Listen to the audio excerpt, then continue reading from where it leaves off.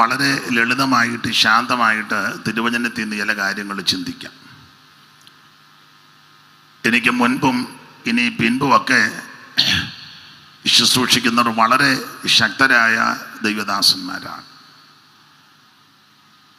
അവരുടെ ഇടയ്ക്ക് ഈ ഭോഷനാകുന്ന എനിക്കും ഇങ്ങനെ ഒരവസരം ലഭിച്ചതിൽ ദൈവത്തിന് മഹത്വം. എന്നേക്കാൾ ശ്രേഷ്ഠരായ അനേക കർത്തൃദാസന്മാർ നമുക്ക് കേരളക്കരയിലുണ്ട്. അവരെയൊക്കെ വെച്ച് നോക്കുമ്പോൾ ഗതയോൻ പറഞ്ഞതുപോലെ എൻ്റെ കുലവും കുടുംബവും എന്തുള്ളൂ.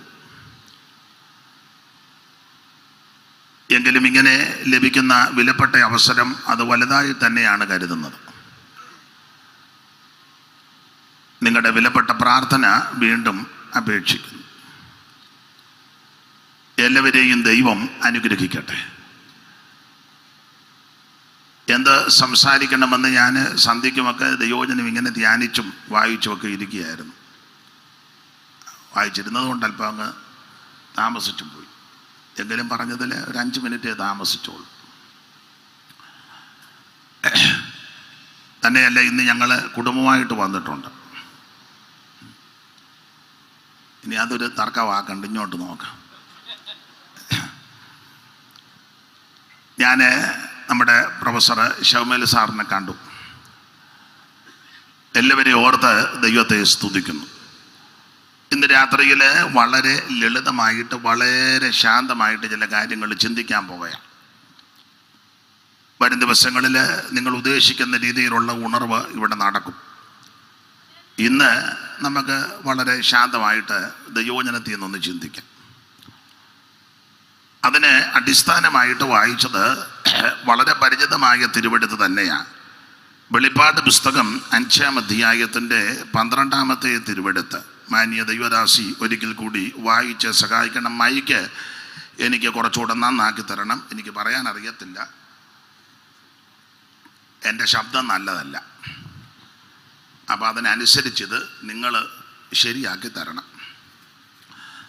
ദൈവം അനുഗ്രഹിക്കട്ടെ. വായിച്ചാട്ടെ തിരുവെഴുത്ത്. അറുക്കപ്പെട്ട കുഞ്ഞാട് ശക്തിയും ധനവും ജ്ഞാനവും ബലവും ബഹുമാനവും മഹത്വവും സ്തോത്രവും ലഭിപ്പാൻ യോഗ്യനെന്ന് പറഞ്ഞു.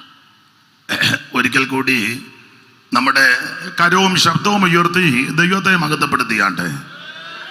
മാമകബലം സ്തുതി ആയവന്താൻ യഹോവ, മാമകബലം സ്തുതി ആയവന്താൻ യഹോവ, മാമകബലം സ്തുതി ആയവന്താൻ യഹോവ, മാമകബലം സ്തുതി.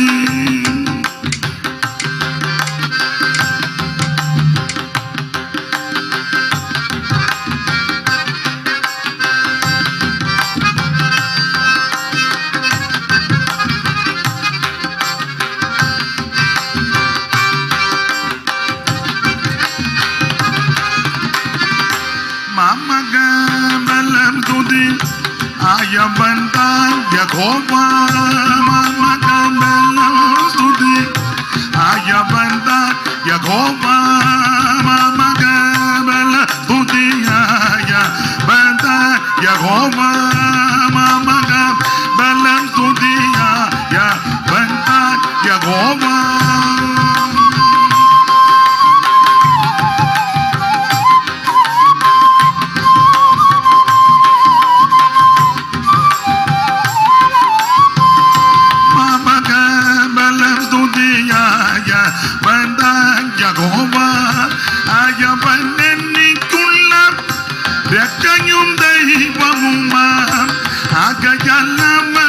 ഒരു വാസസ്ഥലം ചമ്മൈപ്പേൻ ആ പിതൃദേവനവനെ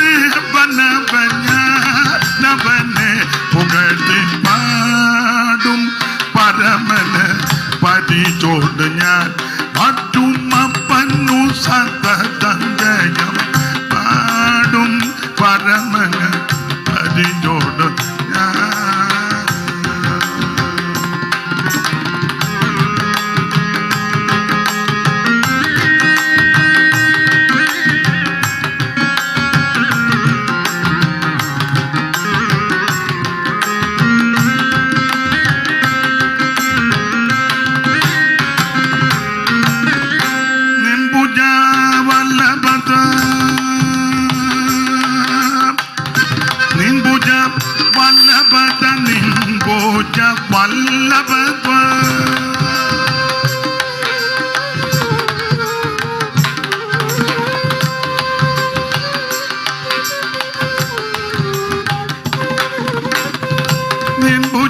വല്ലഭത്വസ്തംഭി ധരയമർന്നി നിംബുജ വല്ലഭത്വസ്തംഭി ധരയമർന്നി നിംബുജ വല്ലഭത്വസ്തംഭി ധരയമർന്നി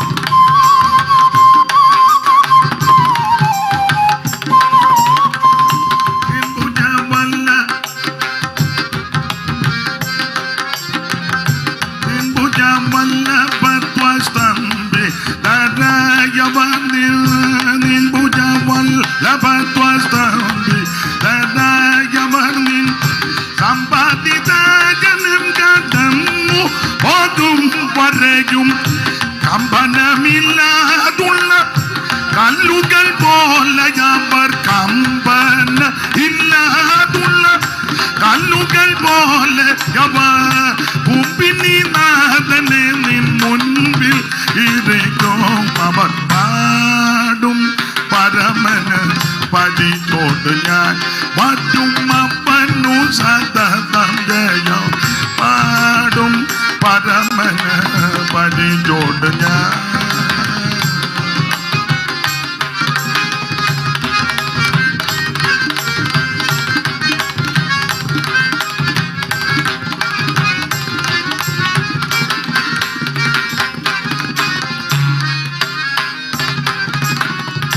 ultrabeji bijone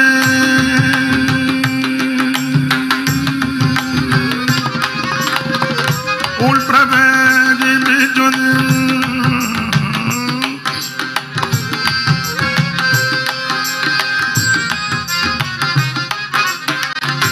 ultrabeji bijone salpuratil avare ultrabeji bijone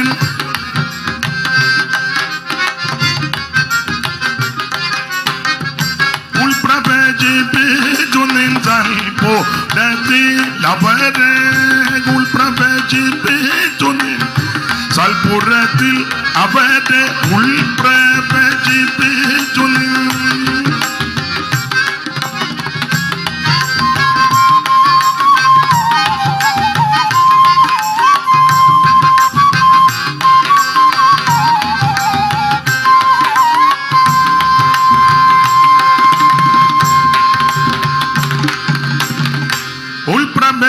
betunin salpo reti lavare gul praveji betunin salpuratil avare kolpar binasta binja sutta stalla tudane kelpulla ninna maga shalpe dharatri danil nilpanadulu pavan salpala ganai vaadum vaadum paramana പടിയോട് ഞാൻ പാടും അപ്പനു സതതം ജയ പാടും പരമന് പടിയോട് ഞാൻ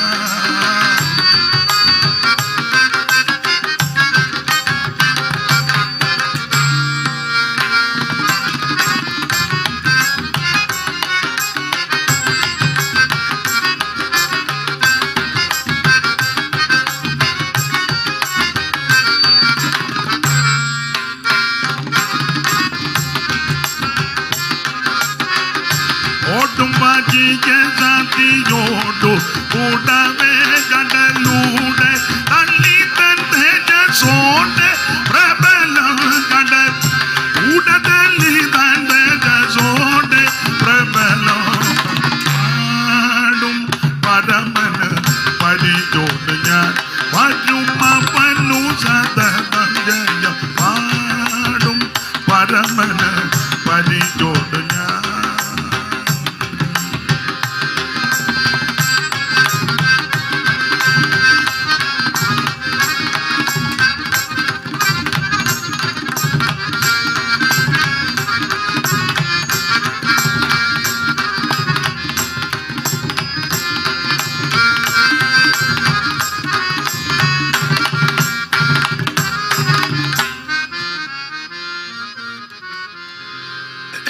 നമ്മുടെ കരമുയർത്തി ഒരിക്കൽ കൂടി ദൈവത്തെ മഹത്വപ്പെടുത്താം. അനുഗ്രഹപ്രദമായ അനുഗ്രഹീതമായ ഈ നല്ല രാത്രി സമയത്തിനായിട്ട് ദൈവത്തിന് മഹത്വം. എല്ലാ പ്രിയപ്പെട്ടവരെയും ദൈവം അനുഗ്രഹിക്കട്ടെ. ഇന്ന് രാത്രിയിലെ തിരുവചന ചിന്തയ്ക്ക് അടിസ്ഥാനമായിട്ട് വായിച്ചത് ഏവർക്കും പരിചിതമായ വെളിപ്പാട് പുസ്തകം 5-ാം അധ്യായത്തിൻ്റെ 12-ാമത്തെ തിരുവെടുത്താണ്, അറക്കപ്പെട്ട കുഞ്ഞാട്. ഇന്ന് രാത്രി ഞാൻ സംസാരിപ്പാൻ കർത്താവിൽ ആഗ്രഹിക്കുന്നത് 5-ാം അധ്യായത്തിൽ വെളിപ്പെട്ട അല്ലെങ്കിൽ വെളിപ്പെടുത്തിയിരിക്കുന്ന കുഞ്ഞാടിൻ്റെ 5 പ്രത്യേകതകളാണ്.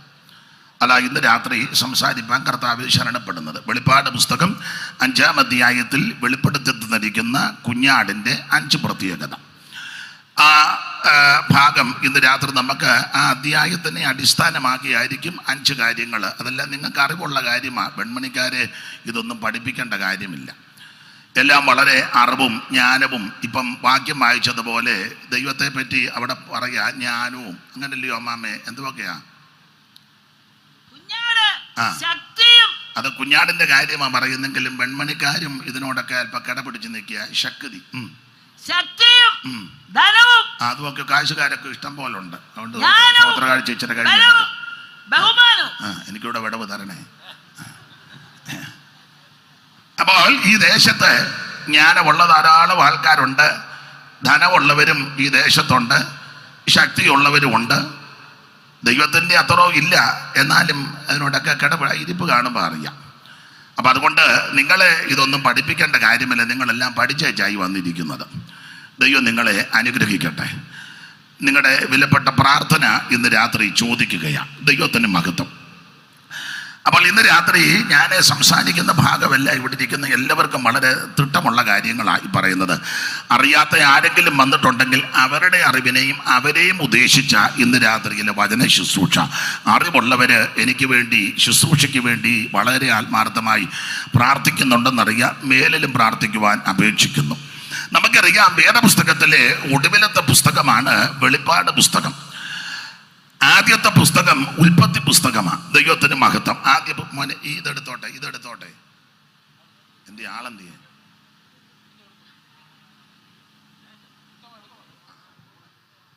ഹല്ലേലൂയ. ദൈവത്തിന് മഹത്വം. ചെറുടെ കൂട്ടിത്ത. ഹല്ലേലൂയ. ആ പരുവത്തിന് നിൽക്കട്ടെ. അപ്പോൾ വേദപുസ്തകത്തിലെ ആദ്യത്തെ പുസ്തകമാണ് നമുക്കറിയാം ഉൽപ്പത്തി പുസ്തകം. ഞാൻ ഇങ്ങോട്ട് നീങ്ങി നിൽക്കുന്നത് എല്ലാ സ്ഥലങ്ങളിൽ ചെല്ലുമ്പോഴും പാട്ടുകാർക്കാണ് കൂടുതൽ ഇത് കാര്യങ്ങൾ ചെയ്യുന്നത്. അപ്പോൾ ഇങ്ങോട്ട് നിന്നാൽ ഒരു മനോസുഖവും ഒക്കെ ഉണ്ടാകും.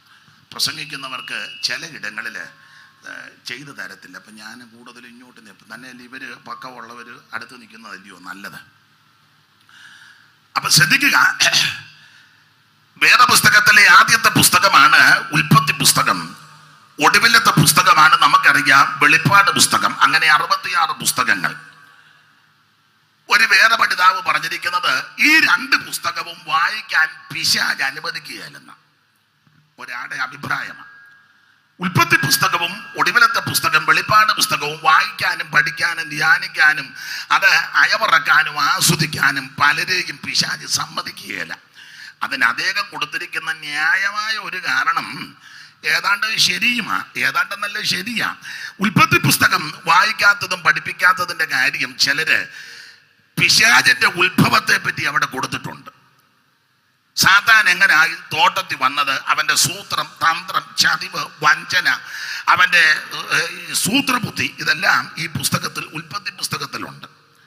അതുകൊണ്ട് ഇവൻ്റെ ആരംഭത്തെ പറ്റിയും ഇവൻ വന്നത് എങ്ങനെയാണെന്നും അവൻ്റെ പ്രവണത എന്താണെന്നൊക്കെ ഉൽപ്പത്തിയിൽ കൊടുത്തിരിക്കുന്നത് കൊണ്ട് ഉൽപ്പത്തി വായിക്കാൻ അനുവദിക്കുകയല്ലെന്ന വിശേഷിച്ച് 1, 2, 3 അധ്യായം ഒന്നും വായിക്കാൻ, അത് പഠിക്കാൻ ചിലരെ അനുവദിക്കുകയല്ലെന്ന അദ്ദേഹത്തിൻ്റെ അഭിപ്രായം.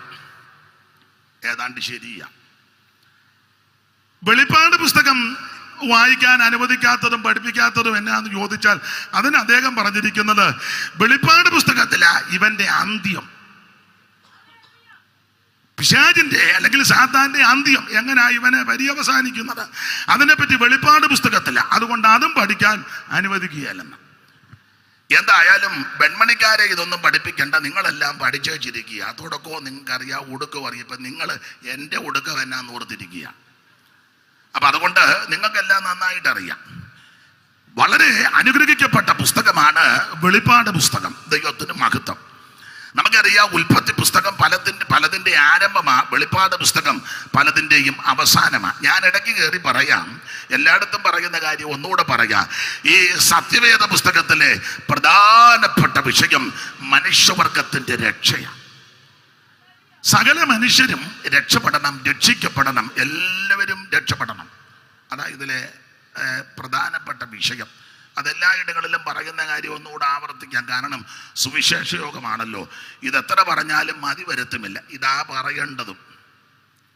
അപ്പോൾ ഈ പുസ്തകത്തിലെ പ്രധാനപ്പെട്ട വിഷയം മനുഷ്യവർഗത്തിന്റെ രക്ഷ. വാക്യം വായിച്ചോ, അറിവുള്ള വാക്യമെങ്കിലും വായിച്ചോ. തീത്തോസ് 2:11, തീത്തോസിന്റെ ലേഖനം 2-ാം അധ്യായം 11-ാം വാക്യം. ഈ അമ്മാമയാന്നല്ലോ വർഷങ്ങളായിട്ട് വായിച്ചു തരുന്നേ. വായിച്ചോ. ദൈവം ദീർഘായുസ് കൊടുക്കട്ടെ. സകല മനുഷ്യർക്കും അടുത്ത ആള് വായിച്ചോ. സകല മനുഷ്യർക്കും രക്ഷാകരമായ ദൈവകൃപ സകല മനുഷ്യർക്കും രക്ഷാകരമായ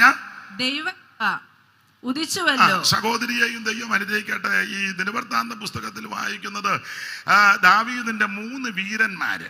അപ്പോൾ ആ വീരന്മാരെ പറ്റി പറഞ്ഞു. എന്നാലും മറ്റേ വീരന്മാരോട് ഒക്കുകയല്ല, എന്നാലും അമ്മാമയോളം ഒക്കുന്നില്ല. എന്നാലും മാന്യ സഹോദരി, ഒന്നുകൂടെ ആ വാക്യം സഹോദരി തന്നെ വായിച്ചേ. ഇപ്പം വാക്യം വായിച്ച് പണങ്ങരുത്. ഒന്നുകൂടെ വായിച്ചോ. 2:11. സകല മനുഷ്യർക്കും രക്ഷാകരമായ ദൈവകൃപ ഇന്ന് രാത്രി എന്നെ കേൾക്കുന്ന പ്രിയരെ, പുസ്തകത്തിലെ പ്രധാനപ്പെട്ട വിഷയം സകല മനുഷ്യനും രക്ഷപ്പെടണം, സകല ആൾക്കാരും രക്ഷപ്പെടണം. മറ്റൊരുത്തനും രക്ഷയില്ല. നാം രക്ഷിക്കപ്പെടുവാൻ ആകാശത്തിനു കീഴിൽ മനുഷ്യരുടെ ഇടയിൽ നൽകപ്പെട്ട ഒരേ ഒരു നാമം നസറയനാകുന്ന യേശു ക്രിസ്തുവിന്റെ പരിശുദ്ധ നാമമാണ്. അതായതിലെ വിഷയം മനുഷ്യവർഗത്തിന്റെ രക്ഷ. ഈ പുസ്തകത്തിലെ പ്രതിപാദ്യ പുരുഷൻ നമുക്കറിയാം, എല്ലാവരിലും ശ്രേഷ്ഠനാകുന്ന യേശു ക്രിസ്തു. അതായതിലെ വെളിപ്പാട് പുസ്തകത്തിലെയും വിഷയമാണ്. നിങ്ങൾ ആ പുസ്തകം വായിക്കുമ്പോൾ ഇങ്ങനെ ഈ 1-ാം വാക്യം വായിച്ചേ. വെളിപ്പാട് പുസ്തകം 1:1. യേശുക്രിസ്തുവിന്റെ വെളിപ്പാട്. ശ്രദ്ധിച്ചോ. വെളിപ്പാടുകളെന്നല്ല, പിന്നെയോ വെളിപ്പാടാ. അപ്പോൾ വെളിപ്പാട് പുസ്തകത്തിലെ പ്രധാനപ്പെട്ട വിഷയം വെളിപ്പാടുകളല്ല. ഒത്തിരി വെളിപ്പാടുകൾ ഇതിനകത്തുണ്ട്, പക്ഷെ ഇതിനകത്ത് പ്രധാനപ്പെട്ട വിഷയം വെളിപ്പാടാ. അത് ആരുടെ എന്ന് ചോദിച്ചാൽ യേശു ക്രിസ്തുവിന്റെ വെളിപ്പാട്. ഇന്ന് രാത്രി ഞാനും നിങ്ങളും കാണേണ്ട വെളിപ്പാടും യേശു ക്രിസ്തുവിന്റെ വെളിപ്പാടാണ്. യേശു ക്രിസ്തുവിനെ കാണുക, അവിടുത്തെ അനുഭവിക്കുക, രുചിക്കുക, അവൻ നന്നായിട്ട് അവിടുത്തെ ഒന്ന് ആസ്വദിക്കുക. അങ്ങനെയാണല്ലോ പുസ്തകത്തിലെ വാക്യം, യഹോവ നല്ലവനെന്ന് രുചിച്ചറിവിൻ. ഇന്ന് രാത്രി ആ നല്ല ആത്മീക രുചി അനുഭവിക്കുന്നവരെ ഓർത്ത് ഈ രാത്രി ദൈവത്തെ സ്തുതിക്കുക. അപ്പൊ ശ്രദ്ധിക്കുക, ഈ പുസ്തകത്തിലെ പ്രധാനപ്പെട്ട വിഷയം മനുഷ്യവർഗത്തിന്റെ രക്ഷയും ഇതിലെ പ്രധാനപ്പെട്ട വ്യക്തി നസറായനാകുന്ന യേശു ക്രിസ്തു. അപ്പോൾ മനുഷ്യവർഗത്തിന്റെ രക്ഷ അതായത് ഇതിലെ വിഷയം. അപ്പോൾ ഇതിനോടനുബന്ധിച്ച ഈ പുസ്തകത്തിലെ മുഴുവൻ വിഷയങ്ങളും നമ്മൾ ഇന്ന് രാത്രി വെളിപ്പാട് പുസ്തകത്തിൽ നിന്നാണല്ലോ വായിച്ചത്, ഓർപ്പിച്ചല്ലോ. വെളിപ്പാട് പുസ്തകം യോഹന്നാൻ അപ്പോസ്തലൻ എഴുതിയ പുസ്തകമാണ്. വേറെ പുസ്തകത്തിൽ 66 പുസ്തകമുണ്ട്, നമുക്കറിയാം. അതിൽ ഏറെ പുസ്തകം എഴുതിയത്, പുസ്തകങ്ങളുടെ കണക്ക് നോക്കുമ്പോൾ എഴുതിയത് പൗലോസാണ്. ഏതാണ്ട് 14-ൽ പരം പുസ്തകങ്ങൾ പൗലോസ് എഴുതി.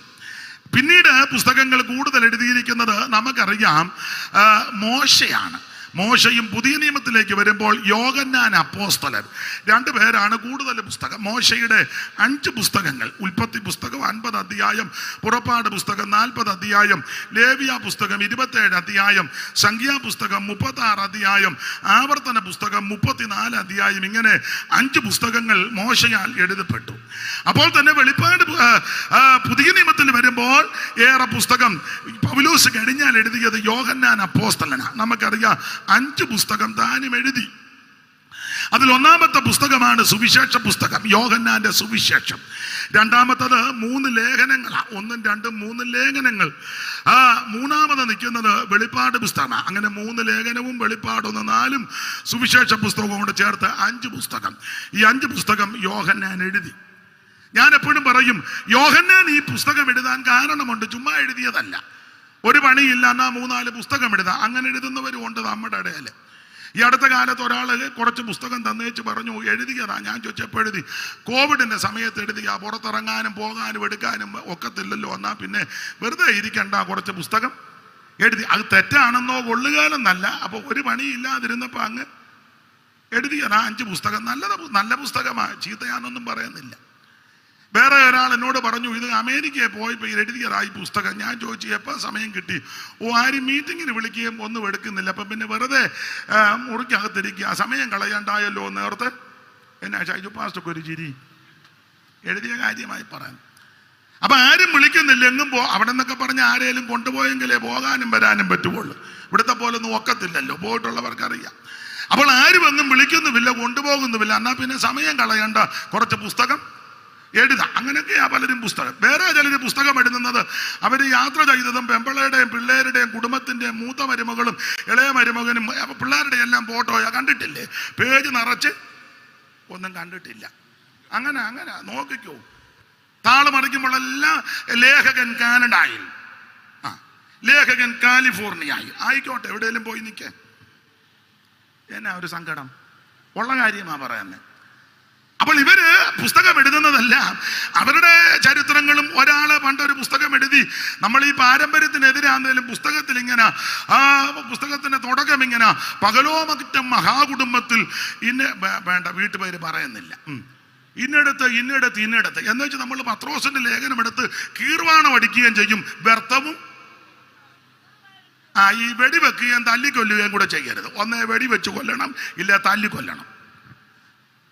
അപ്പോൾ ഈ പാരമ്പര്യത്തിനെതിരാ പറയുന്നെങ്കിലും വിഷയത്തോടടുക്കുമ്പോൾ അതെ. ഇപ്പൊ പെന്തിക്കോസി പറയുന്നില്ലേ 5ാം തലമുറയാണ്. അപ്പൊ ഇവനൊക്കെ ഒരു 10 തലമുറയ്ക്ക് മുമ്പ് വന്നിരുന്നെങ്കിൽ നമ്മളെ വല്ലതും വെച്ചേക്കുവോ? നിങ്ങൾ 2 സമാധാനം പറ. അതവിടെ നിൽക്കട്ടെ, ഒക്കുന്നെങ്കിൽ വരാം. അപ്പോൾ ഈ പുസ്തകം എഴുതിയത് ഒരു പണിയില്ലാഞ്ഞിട്ടിരുന്ന് എഴുതിയതല്ല.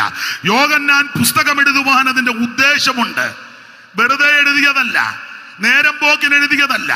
അല്ല, ഇത് വിൽക്കാന്നോർത്ത് എഴുതിയതല്ല. വിറ്റേച്ച് 10 പുത്തം കിട്ടും അതിനെഴുതിയതല്ല. എന്തുകൊണ്ടാണ് യോഹന്നാൻ എഴുതാൻ കാരണം? വായിച്ച് സുവിശേഷ പുസ്തകം എഴുതാൻ കാരണമെന്ന് നമുക്കറിയാം. യോഹന്നാന്റെ സുവിശേഷം 20-ാം അധ്യായത്തിന്റെ 30-ാമത്തെ വാക്യമാക്കി. എന്തുകൊണ്ടാണ് യോഹന്നാൻ സുവിശേഷം 21 അധ്യായം എഴുതിയത്? 20-30. ഈ പുസ്തകത്തിൽ എഴുതിയിരിക്കുന്നതല്ലാതെ മറ്റനേകം അടയാളങ്ങൾ യേശു തന്റെ ശിഷ്യന്മാർ കാണുക ചെയ്തു. അടയാളമൊക്കെ ചെയ്യുമ്പോ അങ്ങനെ ചെയ്യണം. ഇപ്പോഴത്തെ രോഗശാന്തി വരപ്രാപ്തന്മാര് പലരും ഉണ്ട്, പക്ഷെ കാണുന്ന രീതിയിൽ ഒന്നും ചെയ്യുന്നില്ല. എല്ലാം ആന്തരികമാ. അകത്തെ മുഴ, അകത്തെ നീര്, അകത്തെ ഉളുക്ക്. എന്നാ ദൈവത്തിന് മഹത്വം. പൂർണ്ണമായിട്ട് ഞാൻ പറയുന്നില്ല വിടുതലൊന്നും നടക്കത്തില്ലെന്ന് പറഞ്ഞ് നടക്കുന്നുണ്ട്. പക്ഷെ കൂടുതലും ഇങ്ങനെയുള്ള കാര്യങ്ങളാണ്. നമുക്ക് ആ ഭാഗത്തേക്ക് പിന്നെ വരാം സമയം ഉണ്ടെങ്കിൽ.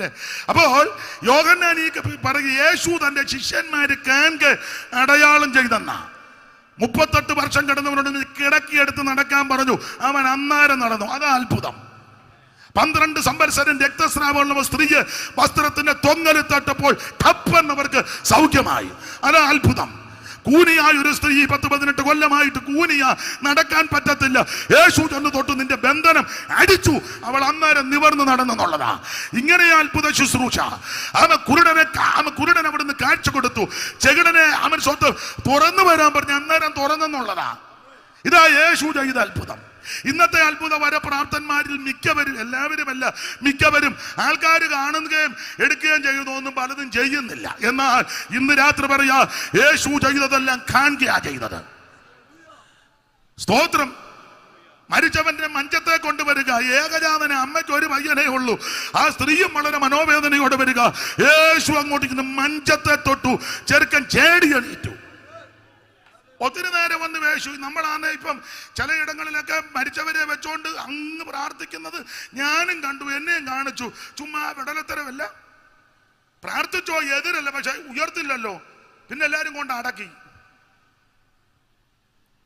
അങ്ങനെ എല്ലാരും കൂടെ ഉയർക്കുകയായിരുന്നേ എന്തോ പ്രശ്നമാ. എടാ, ഒരിക്കൽ മരിക്കുകയും പിന്നെ ന്യായവിധിയും ദൈവം മനുഷ്യർക്കായി എന്നാൽ ചില പ്രത്യേക കേസുകൾ ദൈവം ചെയ്തിട്ടുണ്ട്. അതെന്തിനാന്ന് ചോദിച്ചാൽ വചനത്തെ ഉറപ്പിക്കുവാനും ദൈവപ്രവൃത്തി വെളിപ്പെടുവാനും അവിടുന്ന് ദൈവപുത്രനാണെന്ന് ഒന്നുകൂടെ തെളിയിക്കാനാണ്.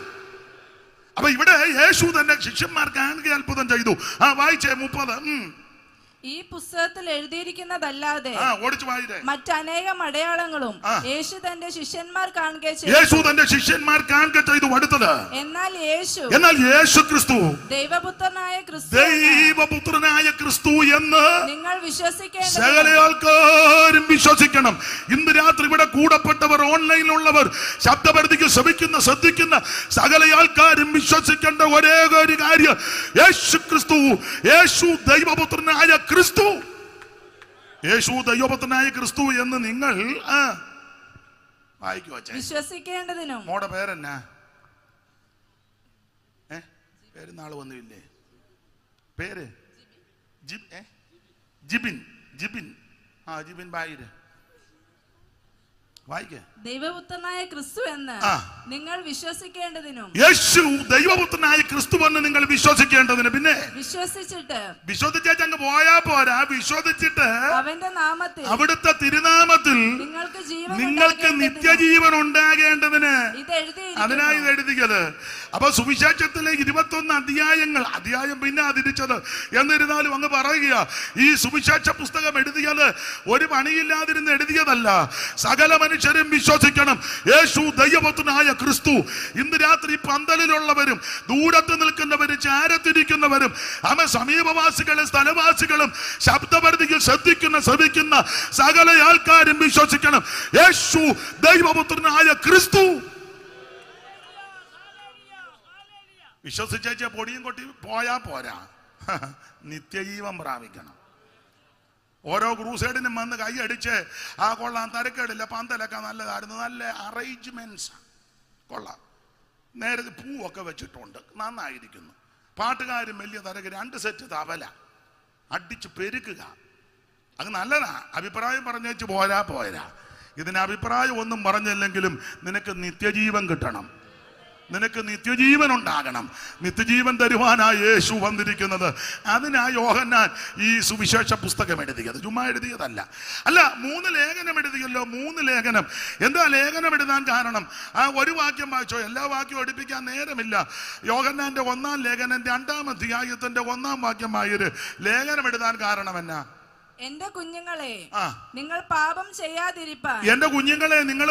ചെയ്യാതിരിക്കാൻ, ഞാനിത് നിങ്ങൾക്ക് എഴുതുന്നു. അതിനായി ഇത് എഴുതിയേക്കുന്നത്. എന്റെ കുഞ്ഞുങ്ങളെ, നിങ്ങൾ പാപം ചെയ്യാതിരിക്കാൻ, അതിനായി ഇത് എഴുതിയത്. അപ്പൊ ലേഖനങ്ങളെല്ലാം ഉപദേശ വിഷയങ്ങളാ. നിങ്ങൾ പാപം ചെയ്യരുത്, അതിനായി ലേഖനം എഴുതിയിരിക്കുന്നത്. എന്തിനാ വെളിപ്പാട് പുസ്തകം എഴുതിയത്? അത് സഭയ്ക്ക് തന്നിരിക്കുന്നത്. 4-ാം വാക്യം 1:4. യോഹന്നാൻ ആസിയയിലെ 7 സഭകൾക്കും എഴുതുന്നത്. അപ്പോൾ 7 സഭകൾക്ക് എഴുതുന്നതാ എന്ന് പറഞ്ഞാൽ ഇത് പുറത്തുള്ളവർക്ക് ചിലപ്പോൾ എല്ലാ കാര്യവും ഒന്നും പിടികിട്ടത്തില്ല. ഇതിന് സഭയ്ക്കകത്ത് വന്ന പ്രിയപ്പെട്ടവർ മനസ്സിലാക്കാനും ഗ്രഹിക്കാനും, അത് മനസ്സിലാക്കി ഗ്രഹിച്ച് നമ്മുടെ ജീവിതത്തെ ക്രമപ്പെടുത്തി വേഗം വരുന്ന കർത്താവിനെ എതിരേൽക്കണം. കർത്താവിന്റെ വരവിൽ കൈവിടപ്പെട്ടു പോകരുത്. അതിനായി ഇത് എഴുതിയിരിക്കുന്നത്. അപ്പോൾ എഴുത്തിന് ഉദ്ദേശമുണ്ട്, എല്ലാ കാര്യത്തിനും ഉദ്ദേശമുണ്ട്. അങ്ങനെയെങ്കിൽ വെളിപ്പാട് പുസ്തകം വളരെ പ്രധാനപ്പെട്ട ഒരു പുസ്തകമാണ്. ഞാൻ ഓർപ്പിച്ചു, നിങ്ങൾക്കറിയാം, ഉൽപ്പത്തി പുസ്തകം സകലത്തിൻ്റെയും ഉൽപ്പത്തിയാ. ലോകോൽപ്പത്തി, മനുഷ്യോൽപ്പത്തി, മൃഗോൽപ്പത്തി, ജലോൽപ്പത്തി, പ്രപഞ്ചോൽപ്പത്തി. വെളിപ്പാട് പുസ്തകം പലതിൻ്റെ അവസാനമാണ്. നമുക്കറിയാം, ഉൽപ്പത്തി പുസ്തകത്തിൽ ആദികൾ ദൈവം ആകാശവും ഭൂമിയും സൃഷ്ടിച്ചെന്ന. വെളിപ്പാട് പുസ്തകത്തിൽ വരുമ്പോൾ ആകാശവും ഭൂമിയും എല്ലാം മാറി പുതിയ ആകാശവും പുതിയ ഭൂമി, അങ്ങനെയാണ് നമ്മൾ വായിക്കുന്നത്. ഉൽപ്പത്തി പുസ്തകത്തിൽ മുമ്പേ ഓർപ്പിച്ചല്ലോ, സാത്താന്റെ ആരംഭത്തെ കാണുന്നു, തോട്ടത്തിൽ വന്നു. വെളിപ്പാട് പുസ്തകത്തിൽ അവന്റെ അന്ത്യത്തെ നമ്മൾ കാണുന്നുണ്ട്. ഉൽപ്പത്തി പുസ്തകം ഒരു തോട്ടത്തിലായി ഈ വിഷയങ്ങളൊക്കെ ആരംഭിക്കുന്നത്. വെളിപ്പാട് പുസ്തകം ഒടുവിൽ പഠിക്കുമ്പോൾ ഒരു തോട്ടത്തെ കാണുന്നുണ്ട്, പക്ഷേ തോട്ടത്തെക്കാൾ ഉപരി ഒരു പട്ടണത്തെ കാണുന്നുണ്ട്. ഉൽപ്പത്തി തോട്ടത്തിലാണെങ്കിൽ വെളിപ്പാട് പട്ടണത്തില്ല. അങ്ങനെ ഈ പുസ്തകങ്ങൾ തമ്മിൽ വളരെ ഒത്തിരി ബന്ധങ്ങളും ഒത്തിരി പ്രതിരൂപ സ്വരൂപങ്ങളായിട്ട് പല കാര്യങ്ങളുമുണ്ട്. ആ ഭാഗം പോട്ടപ്പോൾ വെളിപ്പാട് പുസ്തകം വളരെ അനുഗ്രഹിക്കപ്പെട്ട ഒരു പുസ്തകമാണ്. ദൈവത്തിന് മഹത്വം. യോഹന്നാന്റെ എഴുത്തിന് ഉദ്ദേശമുണ്ട്. നമ്മൾ വായിച്ചു, യേശു ക്രിസ്തു ദൈവമാണെന്ന് വിശ്വസിക്കണം. അപ്പോൾ ഈ സുവിശേഷ പുസ്തകത്തെ എഴുതിയതിന്റെ ഉദ്ദേശം, ഒന്ന് രണ്ട് കാര്യം സുവിശേഷത്തെ പറ്റി ഒന്ന് പറയുന്നത് നല്ലതാ. ഇവിടെ ഇരിക്കുന്ന എല്ലാവർക്കും അറിവുള്ള കാര്യമായി, എങ്കിലും ഒന്നുകൂടെ പറയണമല്ലോ. സുവിശേഷ യോഗമായതുകൊണ്ട് ഞാൻ ഇതെല്ലാ ഇടങ്ങളിലും കൂടെ കൂടെ പറയാറുണ്ട്. കാരണം ഇത് പറയണം, ഇത് അറിയണം. കാരണം ഇതെല്ലാവരും അറിയേണ്ട കാര്യമാണ്. ദൈവത്തിന് മകത്ത്. എന്താ സുവിശേഷം? നമുക്കറിയാം, സുവിശേഷം നസറയനാകുന്ന യേശു ക്രിസ്തു. ആമേൻ. തിമോഥെയോസിന്റെ 2-ാം ലേഖനം 2-ാം അധ്യായത്തിന്റെ 8-ാം വാക്യം എല്ലാവർക്കും മനപാഠമാ, എന്നാലും വായിച്ചു. ദാവീദിന്റെ സന്തതിയായി ജനിച്ച് മരിച്ചിട്ട് ഉയർത്തെഴുന്നേറ്റിരിക്കുന്ന യേശുക്രിസ്തുവിനെ ഓർത്തുകൊള്ളുക. അതാകുന്നു എന്റെ സുവിശേഷം. ബേത്ലഹേം പട്ടണത്തിൽ ജാതനേ, ബേത്ലഹേം പട്ടണത്തിൽ ജാതനേ, ജ്ഞാനികൾക്കുള്ളിരിക്കും വേദവേദാന്തനെ, ബേത്ലഹേം പട്ടണത്തിൽ ജാതനേ.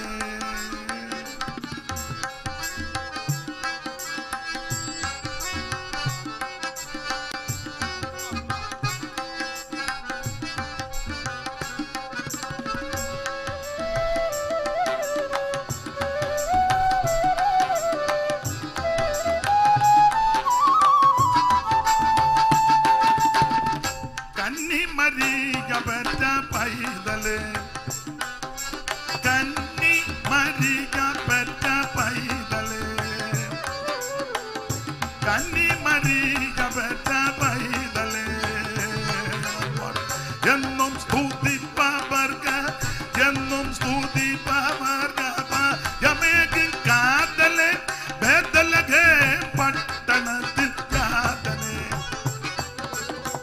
തോയ പ്രതിഷ്ഠ ചെയ്ത നാഥനേ,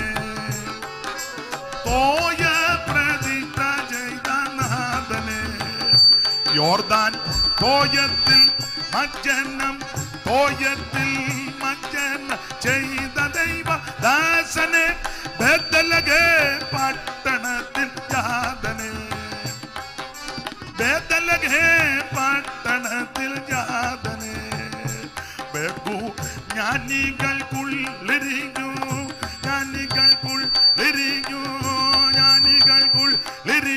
വേദവേദാന്തനെ, ബേത്ലഹേം പട്ടണത്തിൽ ജാതനേ. അപ്പൊ ശ്രദ്ധിക്കുക, എന്താണ് സുവിശേഷം? അതാണ് ഇവിടെ വായിച്ചു കേട്ടത്. ദാവീദിന്റെ സന്തതിയായി വായിച്ചേ, ദാവീദിന്റെ സന്തതിയായി ജനിച്ച് മരിച്ചിട്ട് ഉയർത്തെഴുന്നേറ്റിരിക്കുന്ന യേശുക്രിസ്തുവിനെ ഓർത്തുകൊള്ളുക. അതാകുന്നു സുവിശേഷം. എന്നെ കേൾക്കുന്ന പ്രിയരെ, സുവിശേഷം മതം മാറ്റുകയല്ല. ചില ആൾക്കാർ പറയുന്ന മതം ഒരു വട്ടുപിടിച്ച തള്ളയുണ്ട്, മതം മാറ്റമാണ്. ആരെ മതം മാറ്റാണ്?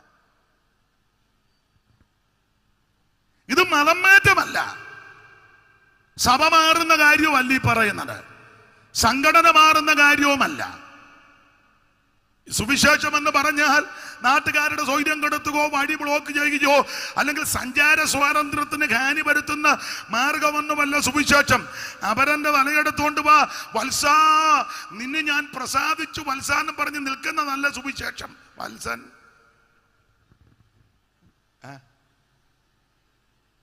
എന്നാ ജൂയി പാസ്റ്റൊക്കെ ഒരു സങ്കടം പോലെ ആട്ടെ.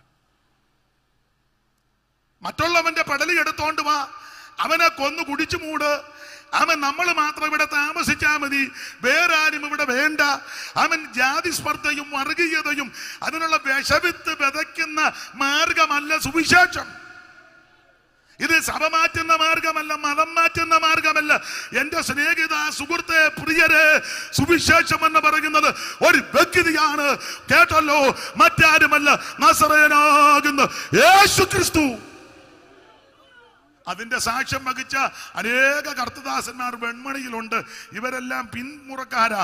അത് എടുത്തു പറയത്തക്ക ധാരാളം കർത്തദാസന്മാരുണ്ട്. TK ഫിലിപ്പ് അവർ അടക്കമുള്ള ബഹുമാന്യ കർത്തദാസന്മാർ തന്നെയാണോ. വെൺമണി എന്ന് പറയുന്ന ദേശവും വളരെ അനുഗ്രഹിക്കപ്പെട്ട ദേശമാണ്. നമ്മൾ പഠിച്ചിട്ടില്ലയോ വെൺമണി കവികള് എല്ലാം വലിയ പ്രഗത്ഭന്മാരാ. ആ കവിതകളും പ്രയോഗങ്ങളും ഒക്കെ ഭാഷാ നൈപുണ്യമുള്ള എത്രയോ പ്രഗത്ഭന്മാരാ. അതുകൊണ്ട് ഞാൻ പറയുന്ന കാര്യം വിവരമുള്ളവർക്ക് പിടികിട്ടും. വെൺമണിക്കാര് വിവരമുള്ളവരാ. അതുകൊണ്ടാണല്ലോ കവികളല്ല ഇവിടുന്ന് വെൺമണി കവികളൊക്കെ എഴുന്നേറ്റത്. അപ്പോൾ വിവരദോഷികളോട് പറഞ്ഞിട്ടും വലിയ കാര്യമൊന്നും ഇല്ല. വിവരമുള്ളവർക്കറിയാം. അപ്പോൾ അതുകൊണ്ടാണ് നിങ്ങൾ അറിവിന് പറയുക. എന്താണ് സുവിശേഷം? മതം മാറ്റമല്ല, സഭ മാറ്റുകല്ല, സംഘടന മാറ്റുകല്ല, സ്ഥലം മാറ്റമല്ല. സുവിശേഷം ഒരു വ്യക്തിയാണ്. കേട്ടല്ലോ, നസറായനാകുന്ന യേശു ക്രിസ്തു, ദാവീദിന്റെ സന്തതിയായി ജനിച്ച് മരിച്ചിട്ട് ഉയർത്തെഴുന്നേറ്റ നസറായനാകുന്ന യേശു ക്രിസ്തു, അതാ സുവിശേഷം. എന്തുവാ ഈ സുവിശേഷത്തിന്റെ അല്പം കൂടെ വിശദീകരണം പൗലോസ് തരുന്നുണ്ട്. നമുക്കറിവുള്ള വാക്യം വായിച്ച് കൊരിന്ത്യർക്ക് എഴുതിയ 1-ാം ലേഖനം അതിന്റെ 15-ാം അധ്യായത്തിന്റെ 3. ക്രിസ്തു നമ്മുടെ പാപങ്ങൾക്ക് വേണ്ടി തിരുവെഴുത്തുകളിന് പ്രകാരം, യേശു ക്രിസ്തു നമ്മുടെ പാപങ്ങൾക്ക് വേണ്ടി തിരുവെഴുത്തുകളും പ്രകാരം മരിച്ചു, അടക്കപ്പെട്ടെന്ന് പറഞ്ഞ് ഫുൾ സ്റ്റോപ്പ് ഇടുകല്ല, അടക്കപ്പെട്ട് തിരുവെഴുത്തുകളും പ്രകാരം മൂന്നാം നാൾ ഉയർത്തെഴുന്നേറ്റു. അപ്പോൾ യേശു ക്രിസ്തു അവൻ ജനിച്ച് മരിച്ചു, അടക്കപ്പെട്ട് കുത്തിട്ട് നിർത്തുകല്ല. പലരും ഇവിടെ വന്ന് അടക്കപ്പെട്ടു, നിർത്തി. എന്നാൽ യേശു ക്രിസ്തു അങ്ങനല്ല. മരിച്ചു, അടക്കപ്പെട്ടു, 3-ാം ദിവസം ഉയർത്തു. ഇന്ന് രാത്രിയിലും അവിടെ ഉയർത്തു ജീവിക്കുന്ന ദൈവമാണ്. അപ്പൊ ഒന്നുകൂടെ മനസ്സിലാകുന്ന ഭാഷയെ പറഞ്ഞാൽ സുവിശേഷം എന്ന് പറഞ്ഞാൽ യേശുക്രിസ്തുവിന്റെ ജനനം, യേശുക്രിസ്തുവിന്റെ മരണം, യേശുക്രിസ്തുവിന്റെ അടക്കം, യേശുക്രിസ്തുവിന്റെ ഉയർപ്പ്. അതാ സുവിശേഷം. ഇതാ എല്ലായിടത്തും ഈ പറയാൻ. വേറൊന്നും പറയുന്നില്ല, വേറൊന്നും പറയണ്ടല്ലോ, ഇത് പറഞ്ഞാൽ മതി. സുവിശേഷം, നല്ല വാർത്ത, സദ്വർത്തമാനം കേൾക്കാൻ സുഖമാണ്. ഇവിടുത്തെ വാർത്തകളൊന്നും കേൾക്കാൻ അത്ര സുഖമല്ല. ആണോ? ഒന്നും സുഖമുള്ള വാർത്തയല്ല. ആണ്ടെ വെടിവെച്ചൊരു ബിസിനസ്സുകാരൻ മരിച്ചു, നല്ല വാർത്തയാണോ? കേൾക്കുമ്പോൾ നമുക്ക് മനോദുഃഖമാണ്. നല്ല വാർത്തയല്ല. നോർത്ത് ഇന്ത്യയിലെ ഒരു പ്രധാനപ്പെട്ട ആള് വിമാനാപകടത്തിൽ കഴിഞ്ഞ ദിവസം മരിച്ചു, നല്ല വാർത്തയാണോ? അല്ല. ചിലർക്ക് അത് നല്ല വാർത്തയായിട്ട് തോന്നും. പക്ഷേ മനസാക്ഷിയുള്ളവർക്കും ഹൃദയമുള്ളവർക്കും ഇത് നല്ല വാർത്തയല്ല. കേൾക്കുന്ന വാർത്തയെല്ലാം നമുക്ക് മനപ്രയാസം ഉണ്ടാക്കുന്ന വാർത്തയാണ്. ഭർത്താവിനെയും പിള്ളേരെ ഇട്ടേച്ച് മൊബൈലിൽ പരിചയപ്പെട്ട ഒരുത്തൻ്റെ കൂടെ ഒരുത്തി ഓടി, നല്ല വാർത്തയാണോ? നിങ്ങൾക്കത് നല്ലതായിരിക്കും. അവൾ എത്ര സ്പീഡിൽ ഓടിയെന്നുള്ളതായിരിക്കും. നൊന്ത് പ്രസവിച്ച കുഞ്ഞുങ്ങളെ ഇട്ടേച്ച്, ഭർത്താവിനെ ഇട്ടേച്ച് അന്യപുരുഷന്റെ കൂടെ മൊബൈലിൽ എന്തുവാ അതിന് പറയുന്നത്, ഇങ്ങനെ പരിചയപ്പെടും, എന്തുവാ ആവശ്യം അതിന് പറയുന്നത്, ഇങ്ങനെ പരിചയം, അതിനോട് ചോദിച്ചിട്ടും കാര്യമില്ല, ഇങ്ങനെ പരിചയപ്പെടുമല്ലോ. അതെ, ഇട്ടേച്ച് ഓടി. നല്ല വാർത്തയാണോ? കുഞ്ഞുങ്ങൾ മനോദുഃഖത്തിൽ നിൽക്കുക, നല്ല വാർത്തയല്ല. സ്വന്തം ഭാര്യയെ വെട്ടിക്കൊന്നു, നല്ല വാർത്തയാണോ? അല്ല. പാമ്പിനെ വിട്ട് കടിപ്പിച്ചു, പൈസ കൊടുത്ത്, നല്ല വാർത്തയാണോ? അല്ല. കൊല്ലത്തൊരുത്തി സ്വന്തം പിള്ളേരെ ചുട്ടുകൊന്നു, നല്ല വാർത്തയാണോ? അമ്മായിയമ്മയുടെ തലയ്ക്ക് ചരവത്തടി എടുത്ത് അടിച്ചു, നല്ല വാർത്തയാണോ? ഇതുപോലുള്ളവർക്ക് അത് നല്ല വാർത്തയാ. എത്ര അടിച്ചടി. അപ്പൊ കേൾക്കുന്ന വാർത്തയെല്ലാം അസ്വസ്ഥതയാ, നമുക്ക് ദുഃഖമുണ്ടാക്കുന്ന വാർത്ത. ഇങ്ങനെയുള്ള വല്ലാത്ത വാർത്ത വർദ്ധിച്ചു വരുന്ന ഈ ലോകത്തിൽ കേൾക്കാൻ സുഖമുള്ള ഒരേ ഒരു വാർത്ത, അത് സുവിശേഷമാണ്. ചെവിക്ക് ആനന്ദമാണ്. ഞാനെപ്പോഴും പറയുന്നത്, ഉണ്ണായി വാര്യര് നളചരിത്രത്തിൽ പറഞ്ഞതുപോലെ ചലതളി ജങ്കാരം, ചെവികളിൽ അങ്കാരം, കോകില കൂജിതങ്ങൾ, കൊടിയ കർണശൂലങ്ങൾ, കുസുമസൗരവം, നാസാകുകര സരസൈരിവം, അതിദുഃഖ കാരണം ഇന്ന് ആരാമ സഞ്ചാരണമെന്ന എന്ന് പറഞ്ഞാൽ ഈ വണ്ടുകളുടെയും പക്ഷികളുടെയൊക്കെ ശബ്ദവും ഈ പൂക്കളുടെ സുഗന്ധവുമെല്ലാം ദമയന്തി പറയുന്ന ഭാഗം ഉണ്ണായി വാര്യര് കൊടുത്തിരിക്കുന്നതാ. ചലതളി ജങ്കാരം, ചെവികളിൽ അങ്കാരം, കോകില കൂജിതങ്ങൾ, കൊടിയ കർണ ശൂലങ്ങൾ എന്ന് പറഞ്ഞാൽ ഈ കോകിലത്തിൻ്റെയൊക്കെ ശബ്ദം ചെവിക്കകത്തോട്ട് ശൂലം തുളച്ച് കയറ്റുന്നത് പോലെ അങ്ങ് തോന്നുക. കുസുമസൗരഭം, ഈ പൂക്കളുടെ ഇത് ആർട്ടിഫിഷ്യൽ അല്ലയോ, അതാ മണവും ഗുണവും ഒന്നും ഇല്ലാത്ത. എന്നാ നല്ല പൂക്കളുടെ കുസുമ സൗരഭം ഗുഗരസരസൈരിപം അതിദുഃഖ കാരണം ഇന്ന് ആരാമ സഞ്ചാരണമെന്ന ഞാനിങ്ങനെ കടമെടുത്ത് പറയുക.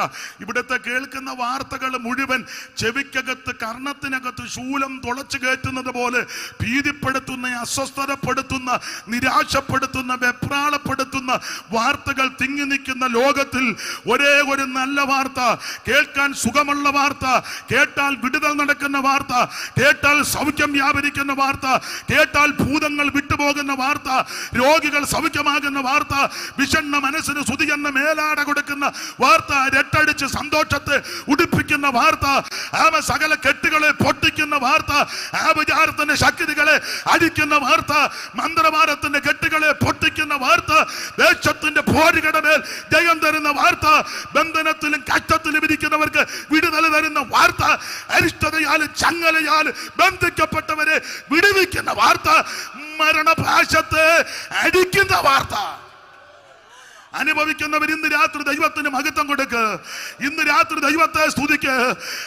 നല്ല വാർത്ത സുവിശേഷമാ. നല്ല വാർത്ത ഒന്നേ ഉള്ളൂ, അത് സുവിശേഷമാ. യോഗ്യമേ നമുക്ക് ഭാഗ്യമേ, ദൈവപുത്രന്റെ വാക്യമേ, സ്വർലോകരോടൈക്യമേ, യേശുരാജന്റെ സുവിശേഷ കൊടി കോശത്തോടുയർത്തി ജയിക്കുമേ, സുവിശേഷം ലോകം ജയിക്കുമേ, പേയുടെ ശക്തികൾ നശിക്കുമേ, സകല ലോകരും യേശുവിൻ നാമത്തിൽ വണങ്ങുമേ, തല കുനിക്കുമേ, അത് വെகு സന്തോഷമേ.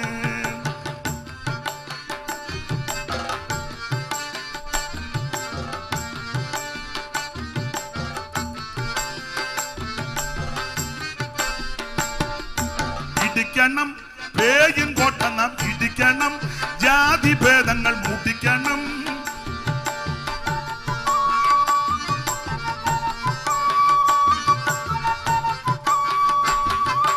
ഇടിക്കണം പേയും കോട്ട നാം ഇടിക്കണം, ജാതി ഭേദങ്ങൾ മുടിക്കണം, സ്നേഹത്തിൻ കൊടി പിടിക്കണം, യേശുവിൻ കൊടി രക്ഷയിൻ കൊടി കോശത്തോടുയർത്തി വേഗം ജയിക്കുമേ, സുവിശേഷം ലോകം ജയിക്കുമേ, പേയുടെ ശക്തികൾ നശിക്കുമേ, സകല ലോകരും യേശുവിൻ നാമത്തിൽ വണങ്ങുമേ, തല കുനിക്കും, അത് വെகு സന്തോഷമേ.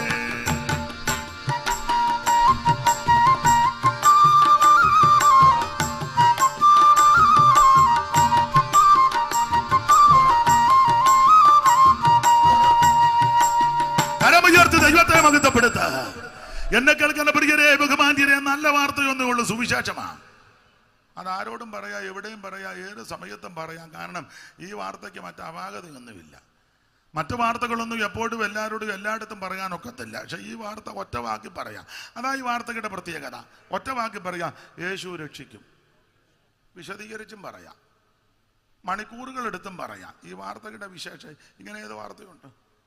ഒറ്റ വാക്കി പറയാൻ കൊള്ളാവുന്ന വാർത്ത. സ്തോത്രം, അത് സുവിശേഷമാണ്. നല്ല വാർത്തയാ, രക്ഷയുടെ ദൂത. അപ്പോൾ എന്താണ് സുവിശേഷം? അത് നസ്രയനാകുന്ന യേശു ക്രിസ്തു. അതിന് അല്പം ഒരു വിശദീകരണമാ.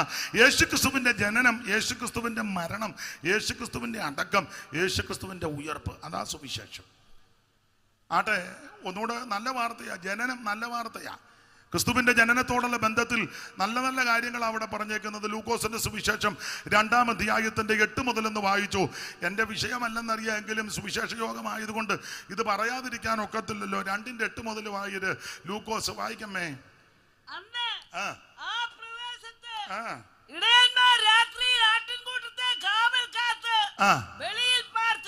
പിന്നെ അപ്പോൾ കർത്താവിന്റെ ഒരു ദൂതൻ അവരുടെ അരികെ നിന്നു.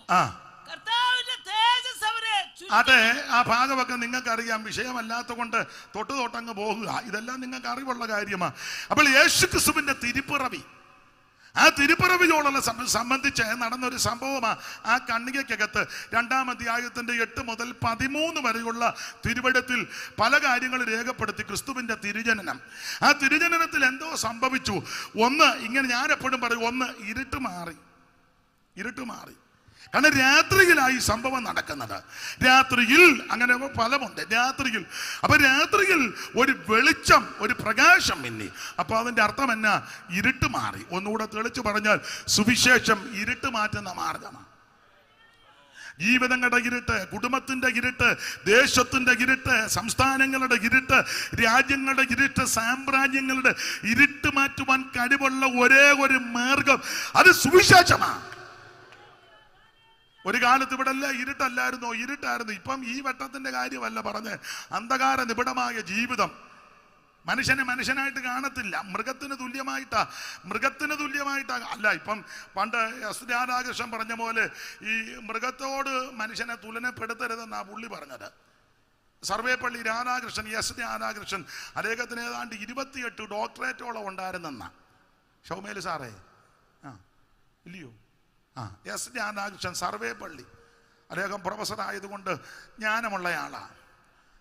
അപ്പോൾ സർവേപ്പള്ളി 28 ഡോക്ടറേറ്റ്, ഓക്സ്ഫോർഡിലും കാംബ്രിഡ്ജിലും ഒക്കെ പുള്ളി വിസിറ്റിംഗ് പ്രൊഫസർ ആയിരുന്നു. പുള്ളിയുടെ 1 മണിക്കൂറത്തെ ക്ലാസ് കേൾക്കാൻ ഉന്നതന്മാർ ആകാംക്ഷയോടെ നോക്കിയിരിക്കുന്നത്, അത്രയ്ക്ക് ഉന്നത.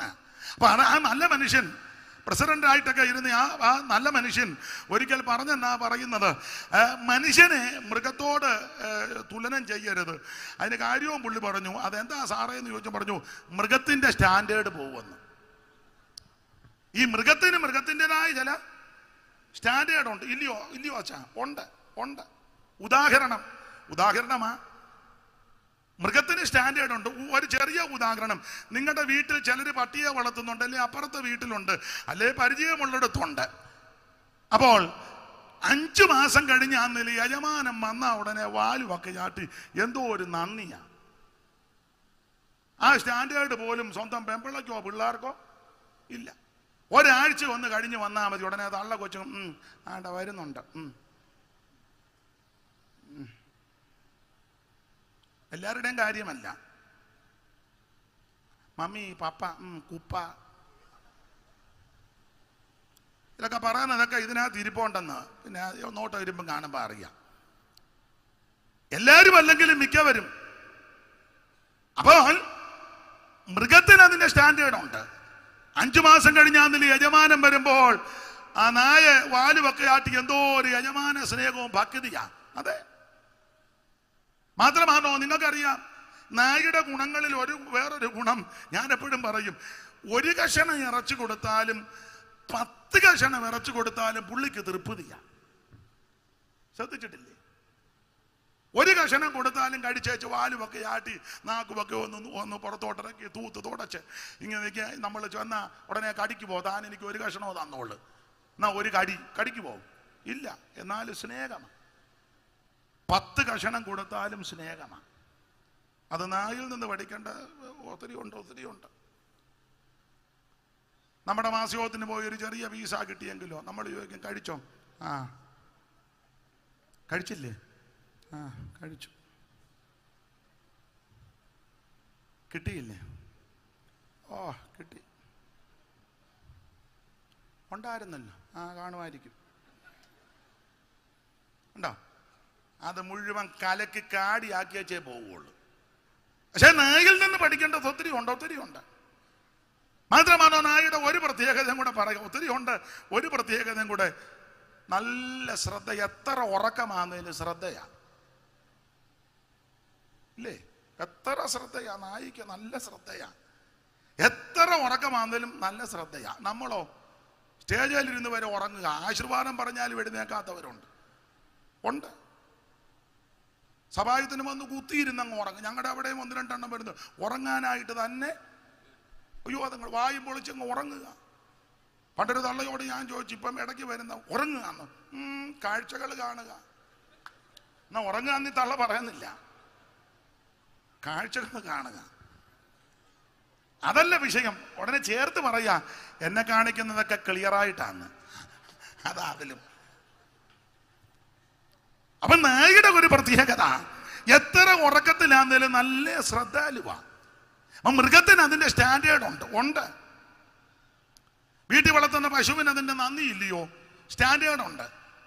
അമ്മ അങ്ങോട്ട് മാറ്റി കെട്ടി കണ്ടത്തിലോ അല്ലെ പുറകിടത്തിലോ കെട്ടിയച്ച് അമ്മ അല്പം കഴിഞ്ഞ് പീടികയിലോട്ടൊന്ന് പോയ എന്തെങ്കിലും മേടിക്കാൻ ഉടനെ ആ പശു അല്ലെ കന്നാല് അമ്മാ ഇല്ലേ, ഉടനെ അമ്മ അവിടെ നിന്ന്, അവർക്ക് ഭാഷ അറിയാം, വരുന്നടി ഞാൻ കടയിൽ പോയിട്ട് വരാം. അത് ഇണങ്ങി നിൽക്കുക, എന്ത് നന്ദിങ്ങ. നമ്മുടെ പിള്ളേരോ കലിങ്കലിക്കാന്ന് വരുന്നുണ്ട് ഇപ്പൊ ഇങ്ങോട്ട്.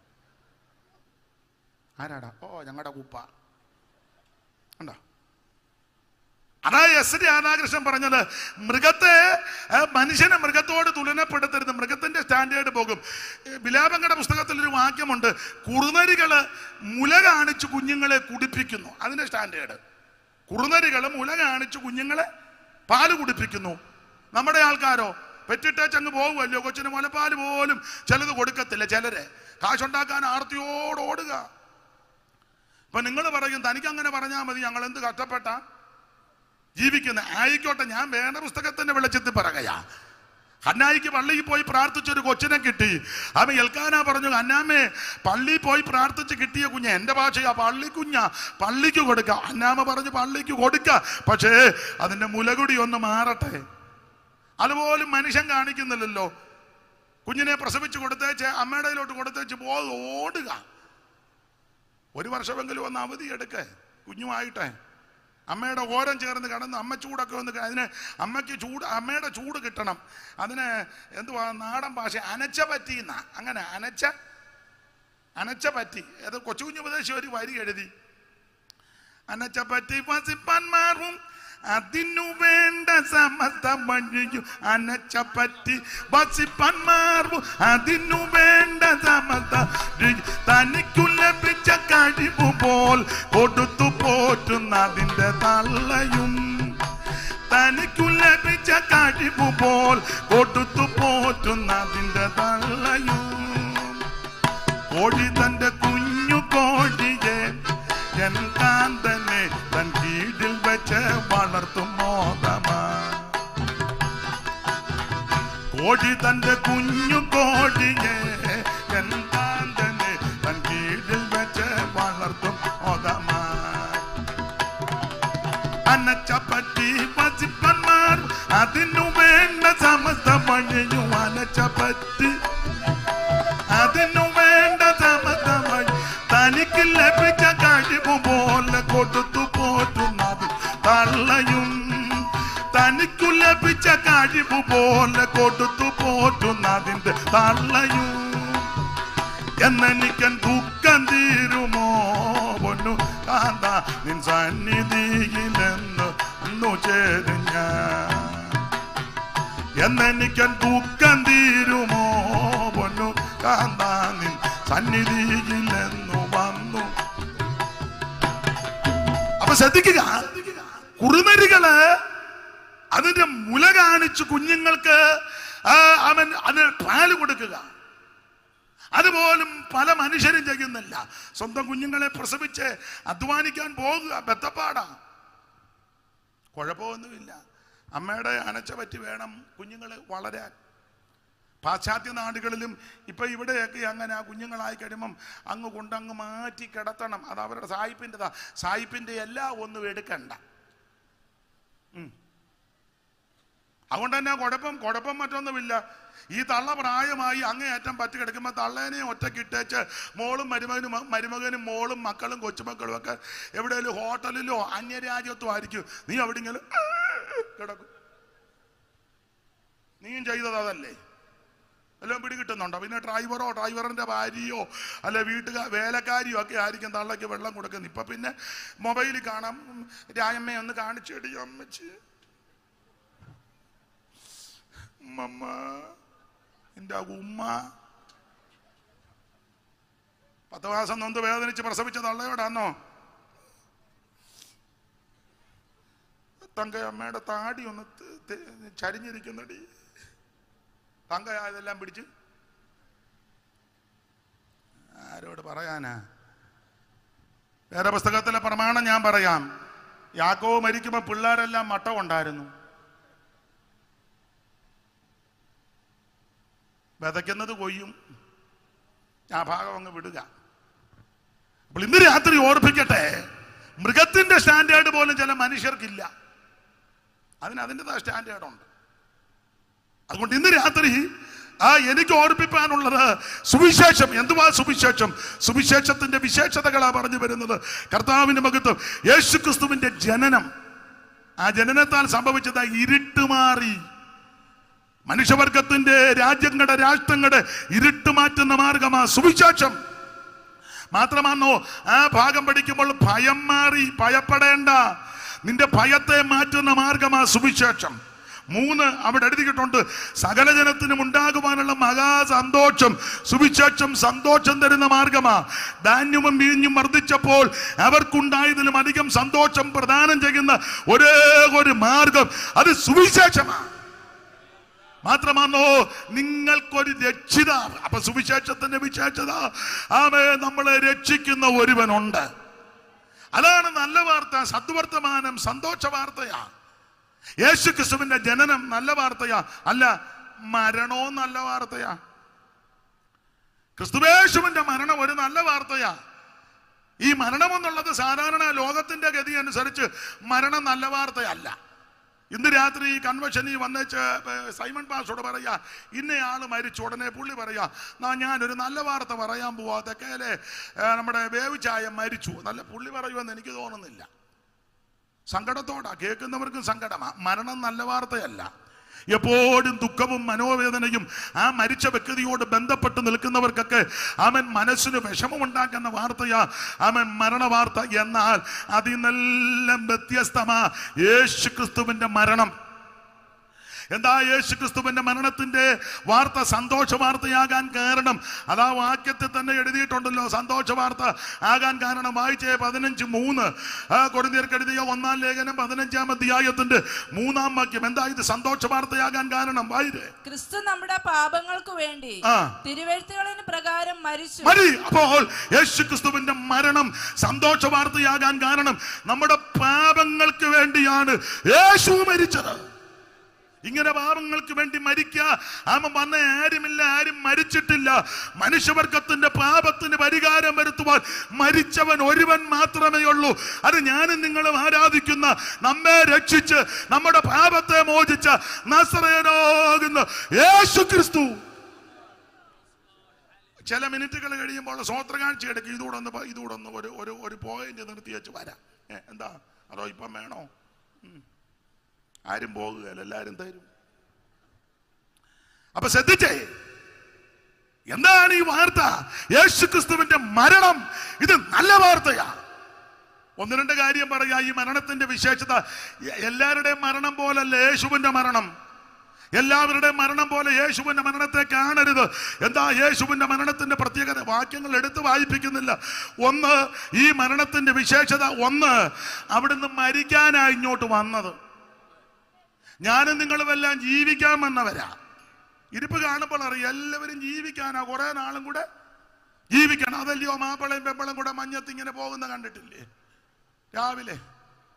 എന്താ അതിന്റെ അർത്ഥം? കുറച്ച് നാളുകൂടെ വലിയ കുഴപ്പമില്ലാതെ ജീവിക്കണം. നമ്മൾ ഭക്ഷണത്തിനിരിക്കുമ്പോൾ ഞാൻ എന്നെയും പ്രതിയാക്കിയാ പറയുന്നത്. ചിലരോട് പറയാം, അച്ചായ ഇച്ചിരി മെഴുക്ക് പുരട്ടി. വേണ്ട. എന്നാ?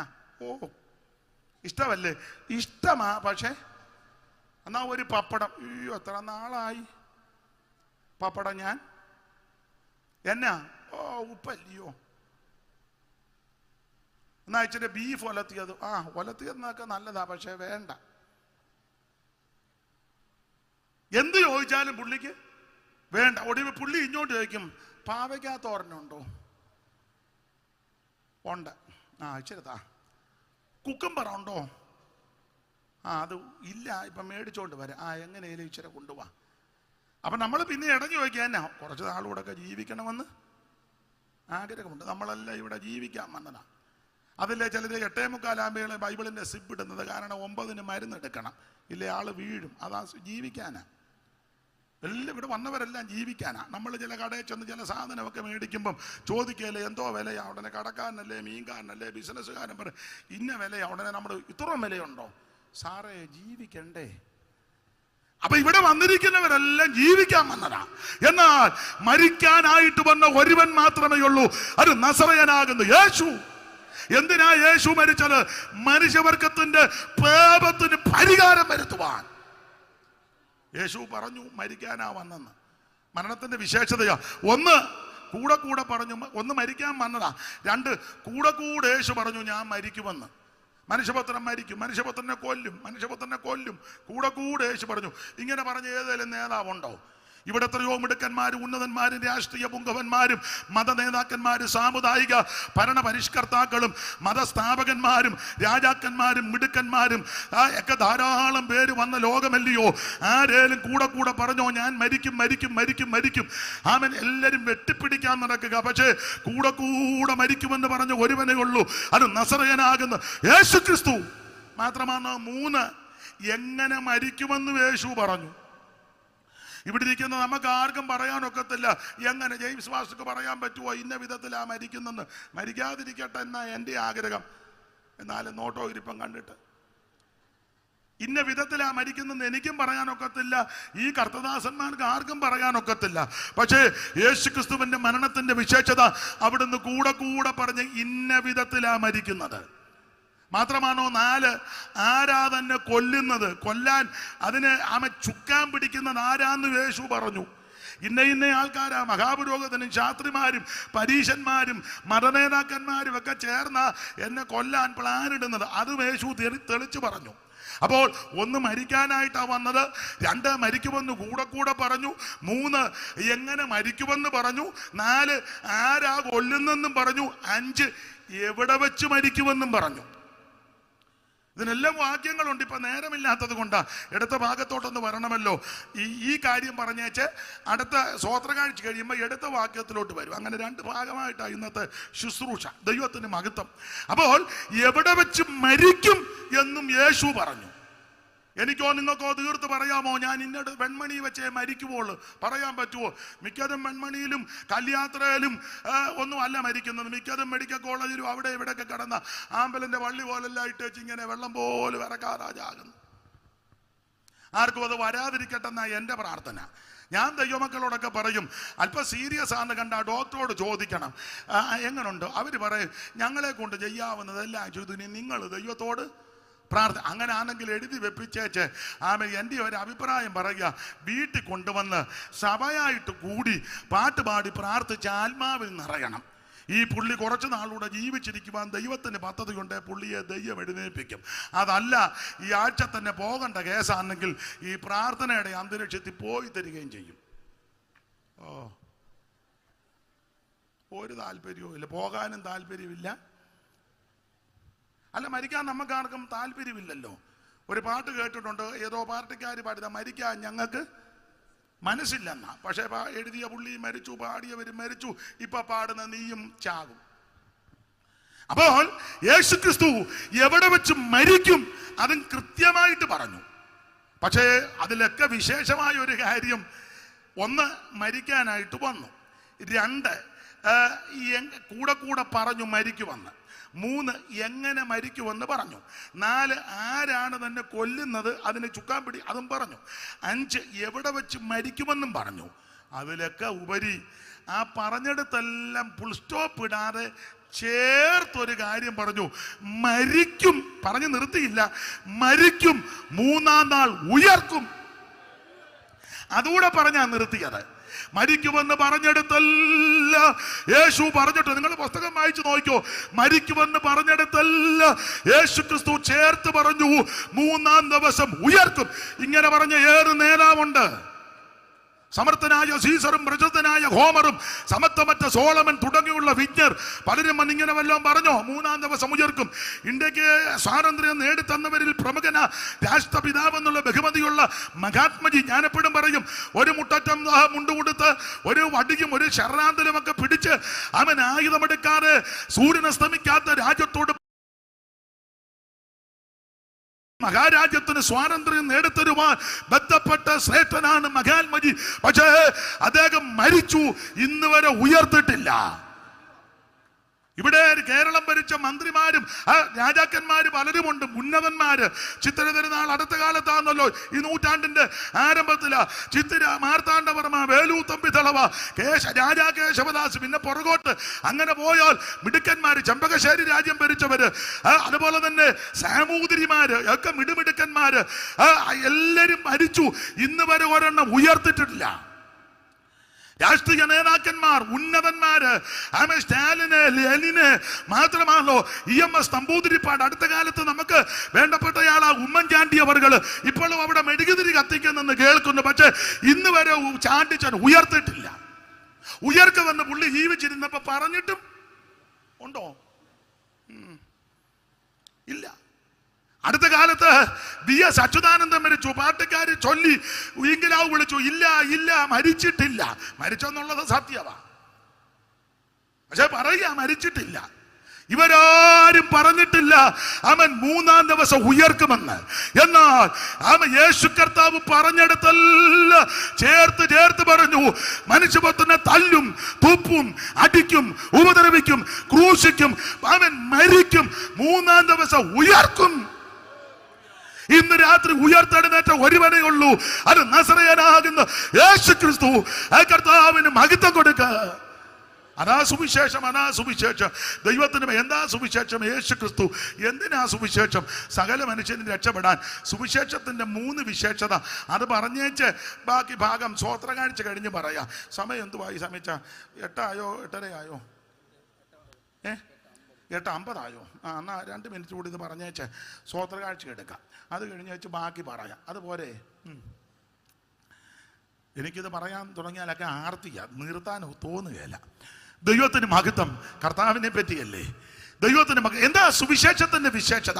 3 വാക്യം വായിച്ചാൽ മതി. സുവിശേഷത്തിന്റെ ഒത്തിരി ഉണ്ട് വിശേഷത, ഇപ്പോൾ ഒരു 3 വാക്യം മതി. റോമാലേഖനം 1-ാം അധ്യായത്തിന്റെ 16-ാം വാക്യവും, എഫേസ്യ ലേഖനം 6-ാം അധ്യായത്തിന്റെ 14-ഉം 15-ഉം, തിമോത്തിയോസിന്റെ 2-ാം ലേഖനം 1-ാം അധ്യായത്തിന്റെ 10-ാം വാക്യവും, ഈ 3 വാക്യം വായിച്ചാൽ മതി. സുവിശേഷത്തിന്റെ വിശേഷത അറിവുള്ള വാക്യമാ, വായിച്ചു. 2 പേരും വർത്താനം പറയാന്നോ? വാക്യം വായിക്കാൻ. റോമർ 1:16. സുവിശേഷത്തെക്കുറിച്ച് എനിക്ക് ലജ്ജയില്ല. ആയിക്കോട്ടെ, വായിരേ. വിശ്വസിക്കുന്ന ഏവനും, ആദ്യം യഹൂദനും പിന്നെ യവനനും, അത് രക്ഷയ്ക്കായി ദൈവശക്തിയാവുന്നുവല്ലോ. എന്നാ പവർ പോകുന്നത് പോലെ തോന്നുന്നു. അല്ല, ജില്ലയില്ലെന്ന് നിൽക്കേ. ദൈവത്തിന് മഹത്വം. അപ്പോൾ ഈ വാക്യത്തിന്റെ അടിസ്ഥാനത്തിൽ സുവിശേഷത്തിന്റെ വിശേഷത ഒറ്റ വാക്യം പറയാ, ഇത് രക്ഷിക്കുന്ന മാർഗമാണ്. ഇത് രക്ഷിക്കുന്ന മാർഗമാ. ഇന്ന് രാത്രി സ്നേഹിത സുഹൃത്ത്, നിന്നെ രക്ഷിക്കുന്ന മാർഗമാ സുവിശേഷം. മറ്റൊരുത്തനും രക്ഷയില്ല. യേശു ക്രിസ്തു മാത്രമാണ് രക്ഷകൻ. ഈ രക്ഷ കരസ്ഥമാക്കാൻ 5 പൈസ കൊടുക്കണ്ട, അര കാശ് കൊടുക്കണ്ട, അരി കൊടുക്കണ്ട, തുണി കൊടുക്കണ്ട, മണി കൊടുക്കണ്ട, കിണി കൊടുക്കണ്ട, ഒരു കുന്തവും കൊടുക്കണ്ട. ഭൗതിക വസ്തുക്കളൊന്നും കൊടുക്കണ്ടെന്ന്. നിന്റെ ഏത്തക്കൊല വേണ്ട, പൂവങ്കൊല വേണ്ട, കോഴി വേണ്ട, ആട് വേണ്ട, മാട് വേണ്ട, കാട് വേണ്ട, ഒന്നും വേണ്ട. എന്തിനാ? രക്ഷപ്പെടാനേ. ഇതൊന്നും ആവശ്യമില്ല ദൈവത്തിന്. ചില ദൈവത്തിന് 2 കോഴി, പടക്കോഴി എന്ന് പറഞ്ഞാൽ അവിടെ പരുന്നിരിക്കാൻ പോയില്ല അവിടെ വെച്ച്. ദൈവത്തിന് ഇതൊന്നും ആവശ്യമില്ല. നമ്മുടെ ഇടയിൽ ചില ആൾക്കാരുണ്ട്, ഞാൻ ദൈവത്തിന് 5 സെന്റ് സ്ഥലം കൊടുത്തത് കാരണം പുള്ളി പുറമ്പോക്കി കിടക്കുക. ബിഡി പുള്ളിക്കാരൻ പുറമ്പോക്കില്ല, നിന്റെ 5 സെന്റ് കൊടുത്തേച്ച് വേണം പുള്ളിക്ക് എവിടെയെങ്കിലും ഒന്ന് കുത്തി. എന്നിട്ടോ നമ്മുടെ ഇടയിൽ ചില വിദ്വാന്മാര് 5 സെന്റ് സ്ഥലം ദൈവത്തിന് കൊടുത്തേച്ച് പിന്നെ ഇവൻ സഭയെ വന്ന് ശീലാന്തിയിൽ ഇരിക്കുക. അവനാ പിന്നെ പാസ്റ്റർമാരെ നിയന്ത്രിക്കുന്നത്. പാസ്റ്ററെ നിർത്തിയാട്ടെ, ഉടനെ ആശീർവാദത്തോടെ പോകാം, തുടങ്ങിയാട്ടെ. ഉടനെ എന്നതാടായി കാട്ടിക്കൂട്ടുന്നു. 5 സെന്റ് സ്ഥലം സഭയ്ക്ക് കൊടുത്തേച്ച് ഇവനാ പിന്നെ മുഴുവൻ നിയന്ത്രിക്കുന്നത്. പണ്ട് ഗോപൂര കുഞ്ഞോളച്ചമ്മ പറയും, കാട്ടിൽ ആന പ്രസവിക്കുന്നു. പഴയ കണക്കാ. നടക്ക് 4000, മുടിക്ക് 3000. പഴയ കണക്കാ. നടക്ക് 4000, മുടിക്ക് 3000. ആനയ്ക്ക് പണ്ടത്തെ കണക്കാ, ചക്രമുള്ള കാലത്തെ കണക്കാ. പഴയ കണക്കില്ലേ ചക്രം? ചക്രമെന്നല്ലേ? കാല്, അരക്കാല്, മുക്കാൽ. ചില പ്രായമുള്ളത് കൊണ്ട് ഞാനങ്ങ് പൊതുന്നതേ ഉള്ളു. ഇല്ലേ സാറേ? അങ്ങനല്ലേ പഴയ? കാല്, അരക്കാല്, മുക്കാല്, ചക്രം, പിന്നെ മാഹാണി, മുണ്ടാണി. പഴയ കണക്കാ. അപ്പൊ മാഹാണി മുണ്ടാണി കണക്കാ. ജോണച്ച മാഹാണി മുണ്ടാണി കേട്ടിട്ടില്ലേ? ബിരിയാണി കേട്ടിട്ടുണ്ടായിരിക്കും. അപ്പൊ പഴയ കണക്കാ. അപ്പോൾ കാരരിക്കാൽ മുക്കാൻ, അങ്ങനെയുള്ള കാലത്തെ ഒരു നാടൻ പ്രയോഗമാ. നടക്ക് 4000, മുടിക്ക് 3000 ആനയ്ക്ക്. അങ്ങനെയുള്ള ആന കാട്ടിൽ പ്രസവിക്കുന്നു, ആരും അറിയുന്നില്ല, ഫേസ്ബുക്കിൽ വിടുന്നില്ല, ഫോട്ടോയും എടുക്കുന്നില്ല. അതേസമയം വീട്ടിൽ വളർത്തുന്ന കോഴി ഒരു മുട്ട ഇട്ടാൽ എന്തോ കൊക്കും ബഹളോ. അയ്യോ, നാട് മുഴുവൻ ഇളക്കി. മീൻചട്ടിക്കകത്ത് എൻ്റെ കാല് വീണു, മേശയിലിരുന്ന് തട്ടിത്താടൊക്കെ. ഒരു മുട്ട ഇട്ടപ്പോൾ ആമൻ 5000 രൂപയുടെ നാശനഷ്ടം. അയ്യോ, ഇതൊക്കെ തന്നെ ഇപ്പൊ സഭയ്ക്കകത്ത് നടക്കുന്നത്. എന്തേലും 10 രൂപയോ 10 കാര്യമോ ചെയ്ത് അങ്ങ് പ്രസിദ്ധമാക്കുക. ഒരു കാര്യം പറയാ, ഇടം കൈ ചെയ്യുന്ന വലം കൈ അറിയരുതെന്ന ആ പുസ്തകത്തിലെ പ്രമാണം. ആ ഭാഗം അങ്ങ് വിടുക. അപ്പൊ ചുരുക്കി പറഞ്ഞാൽ സുവിശേഷം രക്ഷിക്കുന്ന മാർഗമാ. നിന്റെ 5 പൈസ വേണ്ട, അരക്കാശ് വേണ്ട, മുതലും വേണ്ട, വസ്തുവും കൊടുക്കണ്ട. ഇരിക്കുന്ന കിടത്ത് കേൾക്കുന്ന കിടത്തിരുന്ന് ഒറ്റ വാക്ക് പറ, എന്റെ യേശുവേ, ഇന്ന് രാത്രി എന്നെ രക്ഷിക്കണം, എന്നെ കൈവിടരുത്, എന്റെ പാപത്തെ മോചിച്ച് എന്നെ രക്ഷിക്കണം, എന്റെ ഉള്ളത്തിലേക്ക് വരണമെന്ന് ഈ രാത്രി ആര് പ്രാർത്ഥിക്കും, അവരെ യേശു രക്ഷിക്കും. ഓടിച്ചവസാനിപ്പിക്കാൻ സുവിശേഷം രക്ഷിക്കുന്ന മാർഗമാ. എന്താ സുവിശേഷത്തിന്റെ രണ്ടാമത്തെ വിശേഷത? എഫേസ്യ ലേഖനം 6:14-15 വായിക്ക്. 6:14-15. നിങ്ങളുടെ അരയ്ക്ക് സത്യം കെട്ടിയും നീതി എന്ന കവചം ധരിച്ചു. സമാധാനം സുവിശേഷത്തിനായുള്ള സമാധാന സുവിശേഷത്തിന്റെ രണ്ടാമത്തെ വിശേഷത ഇത് സമാധാനം തരുന്ന മാർഗമാ. ഇന്ന് രാത്രി സമാധാനമില്ലാതെ, സ്വസ്ഥതയില്ലാതെ, മദ്യത്തിനും മയക്കുമരുന്നിനും ലഹരി പദാർത്ഥങ്ങൾക്കും അടിമപ്പെട്ട് ജീവിതം ഒടുക്കാം, അവസാനിപ്പിക്കുക, ആത്മഹത്യ ചെയ്യാൻ, നാട് വിട, എന്തിനിങ്ങനെ ജീവിക്കുന്നു, ആർക്കെന്നെ വേണം, എന്നെ ആർക്കും ഇഷ്ടമല്ല, താല്പര്യമില്ല, ഞാനിനി ജീവിച്ചിട്ടും വലിയ കാര്യമില്ല എന്നോർത്ത് നിരാശകളുടെ പടുകുടിയിൽ കിടക്കുന്ന ആരെങ്കിലും ഓർക്കുക, എന്നെ കേൾക്കുന്നെങ്കിൽ, സമാധാനമില്ലാത്ത ആരെങ്കിലും ഇന്ന് രാത്രി എന്നെ കേൾക്കുന്നെങ്കിൽ, സമാധാനം കിട്ടാൻ നല്ല മാർഗമാ യേശുവിനെ രക്ഷിതാവായി സ്വീകരിക്കുക. ഈ സുവിശേഷം സമാധാനം തരുന്ന മാർഗമാണ്. സുവിശേഷം കൊണ്ട് മാത്രമേ സമാധാനം ഉള്ളൂ. കള്ളം കുടിച്ച് അടിയും പിടിയും ബഹളവും, ഭാര്യയും തല്ലി ഉപദ്രവിച്ച് കുഞ്ഞുങ്ങളെയും തല്ലി വെച്ച കഞ്ഞി കുടിപ്പിക്കാതെ, അയ്യോ, എന്ത് നാട്ടുകാർക്കും അയലത്തുകാർക്കും ഒക്കെ പേടി സ്വപ്നമായി നടന്ന എത്ര എണ്ണം. പക്ഷേ അവർ യേശുവിനെ രക്ഷിതാവായി സ്വീകരിച്ചു. ഈ സമാധാനം അങ്ങോട്ട് ലഭിച്ചപ്പോൾ താണ്ടിരിക്കുന്നു. ഈ മൈക്ക് ഇപ്പൊ അങ്ങോട്ട് കൊടുത്തിയാൽ ഈ സാക്ഷ്യം പറയാൻ ഇതിനകത്ത് ഒരു 5 പേരെങ്കിലും കാണും. ഒരു കാലത്ത് ആമൻ ആർക്കും വേണ്ടാതെ സമാധാനമില്ലാതെ കിടന്ന് നിനക്ക് യേശു സമാധാനം തന്നു. ഇത് സമാധാനം തരുന്ന മാർഗമാണ്. കുടുംബത്തിൽ, വ്യക്തികളിൽ, ദേശത്ത് ഇത് സമാധാനത്തിന്റെ മാർഗമായതുകൊണ്ടാണ് നമ്മുടെ യോഗത്തിനൊക്കെ ചിലർ വന്ന് ബഹളം ഉണ്ടാക്കും. ഇവിടെ അല്ല, ചിലയിടത്ത് ഉടനെ തന്നെ അപ്പം പറയും, ശബ്ദം കുറയ്ക്കേ. എന്നാ ചിലർക്ക് എത്ര രാത്രി വേണേലും ശബ്ദം ഉണ്ടാക്കുന്നതിന് ഒരു കുഴപ്പവും ഇല്ല. ഉള്ള പോസ്റ്റേലെല്ലാം ചെറിയ ബോക്സ് വെച്ചിരിക്കുക. നമ്മളിങ്ങനെ യോഗം കഴിഞ്ഞ് പോകുമ്പോൾ കേൾക്കാറുണ്ട്. ഓരോ പോസ്റ്റിൻ്റെ അവിടെ ചെല്ലുമ്പോഴും കേൾക്കാം. അത് 11:30 ഒക്കെ അങ്ങ് എന്നാ നിങ്ങൾക്കെല്ലാം ഒരു ഉള്ള കാര്യം പറയുന്നത് നമ്മുടെ ആൾക്കാർക്ക് തന്നെ ഇഷ്ടമല്ല. അല്ല, പാതിരാത്രി ആയാലും നിർത്തുന്നില്ലല്ലോ.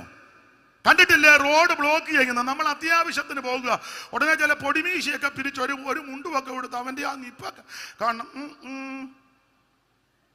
എന്ന് പറഞ്ഞാൽ ഇവന്റെ ഭാര്യയ്ക്ക് സ്ത്രീധനം കിട്ടിയതിൻ്റെയോ MC റോഡ്, വല്യമ്മച്ചിക്ക് സ്ത്രീധനം കിട്ടിയതാ പോക്കറ്റ് റോഡും. ഇത് പിന്നെ പറയണ്ടായോ? അല്ല, നിപ്പും ഭാവം എന്നെ ആ ബാഗ് ഒക്കെ എടുക്കുന്ന പോകുവാന്നോ? അവിടെ വെക്ക എന്നെ എന്തുവാ ഇപ്പൊ തപ്പുന്നേ? ആട്ടെ, നമുക്ക് വേണ്ടപ്പെട്ട ആളാ, പിന്നെ അതുകൊണ്ടാ. അപ്പൊ ശ്രദ്ധിച്ചേ, തുടങ്ങിയതേ ഉള്ളെന്ന്.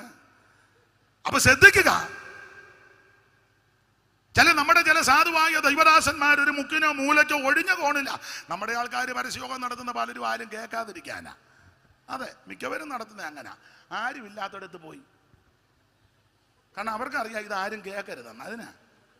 അതെ, തുരുതുരുതുരുന്ന് വണ്ടി ഓടുന്ന ബഹളോ ഓട്ടോ ഇല്ല. കല്യാത്ര ജംഗ്ഷനിൽ ഈ പഴയ ലോട്ടറിക്കാരൻ്റെ മയക്ക് വെച്ച യേശുക്കു സുഭാവികളെ പുള്ളി തന്നെ തിരിയുന്നില്ല.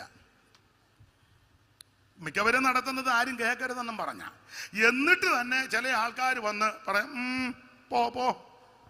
ഉടനെ തന്നെ ഈ മനുഷ്യനെ ആരും ആയിക്കോട്ടെ, ആ ലഘുലേഖ എടുത്ത് ആ മൈക്ക് ഉടനെ എല്ലാം വയറും എല്ലാം എടുത്ത് 2 വീലറാന്ന് 2 വീലർ ചെറിയ വണ്ടിയാന്ന് വെച്ച് ഉടനെ പോകുക. അതെന്നാ ഇത് സമാധാനത്തിൻ്റെ മാർഗമാണ്. അതെ, ഉടനെ പോകുമല്ലേ അവിടുന്ന്, ഉടനെ അവിടുന്ന് പോകുക.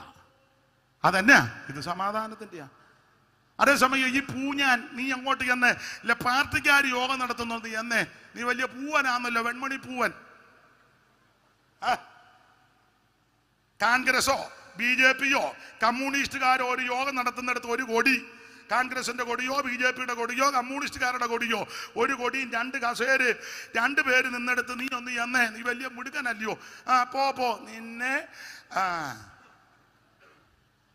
അവര് ഏറി കയറ്റും. എന്നാൽ ഞങ്ങളുടെ അടുക്ക വരുമ്പോൾ ഇത്രയും പേരിരിക്കുന്നിടത്ത് വന്നാലും ഇവിടെ വരത്തില്ലെന്നറിയാം. അഥവാ വന്നാലും ഞങ്ങളാരും ഒന്നും മിണ്ടത്തില്ല. ഈ ഇരിക്കുന്ന സഹോദരിമാരല്ല ഇവരുടെ ആയ കാലത്താണെങ്കിൽ നല്ല ചേലായി, നല്ല മൂച്ചുള്ള പെണ്ണുങ്ങളായിരിക്കുന്നത്. ഇപ്പൊ പിന്നെ തലേ തുണിയിട്ട് ഗ്ലോറി എന്നൊക്കെ പറഞ്ഞിരിക്കുക.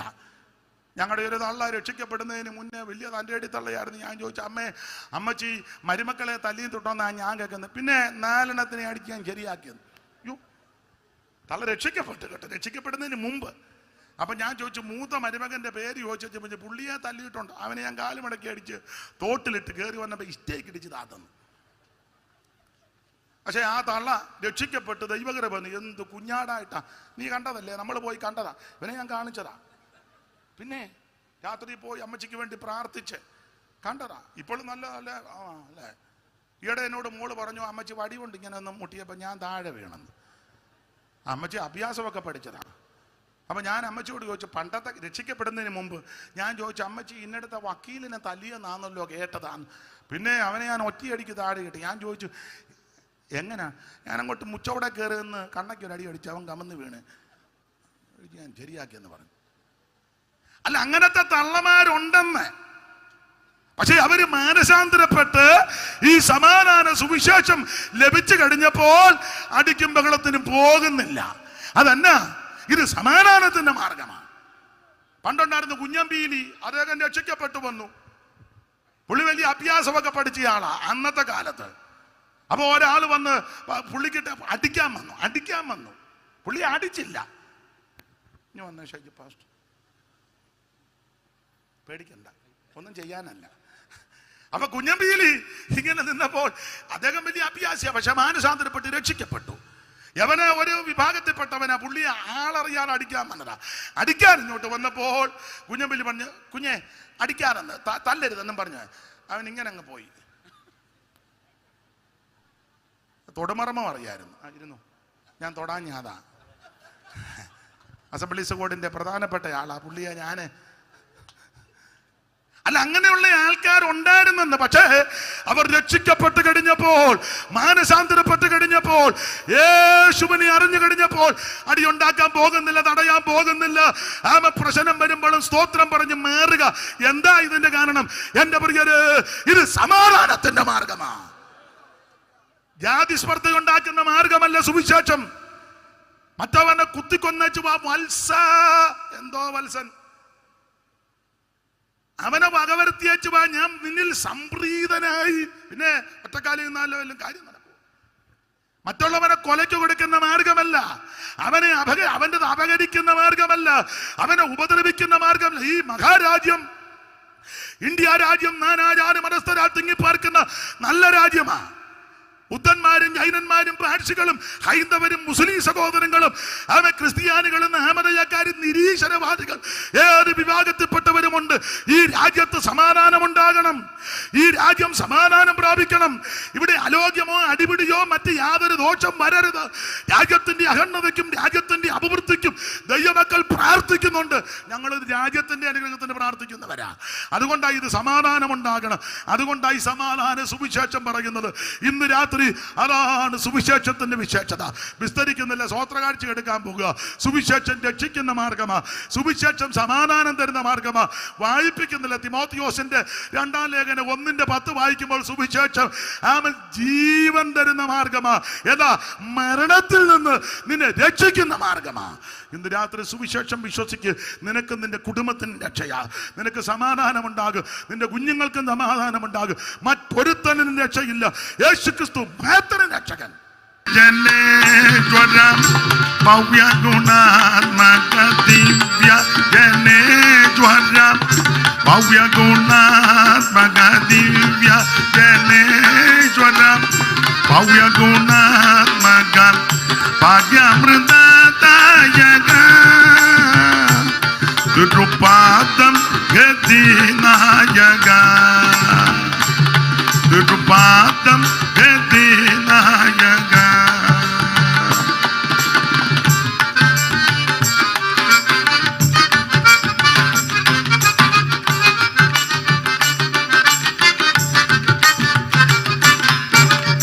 ദിവ്യജടം വെടിഞ്ഞവ്യലോകേവം പൂർവികിൽ വന്ന പരദേവ വിഗതജര പരദേവ വിഗതജര പരദേവ വിഗതജര.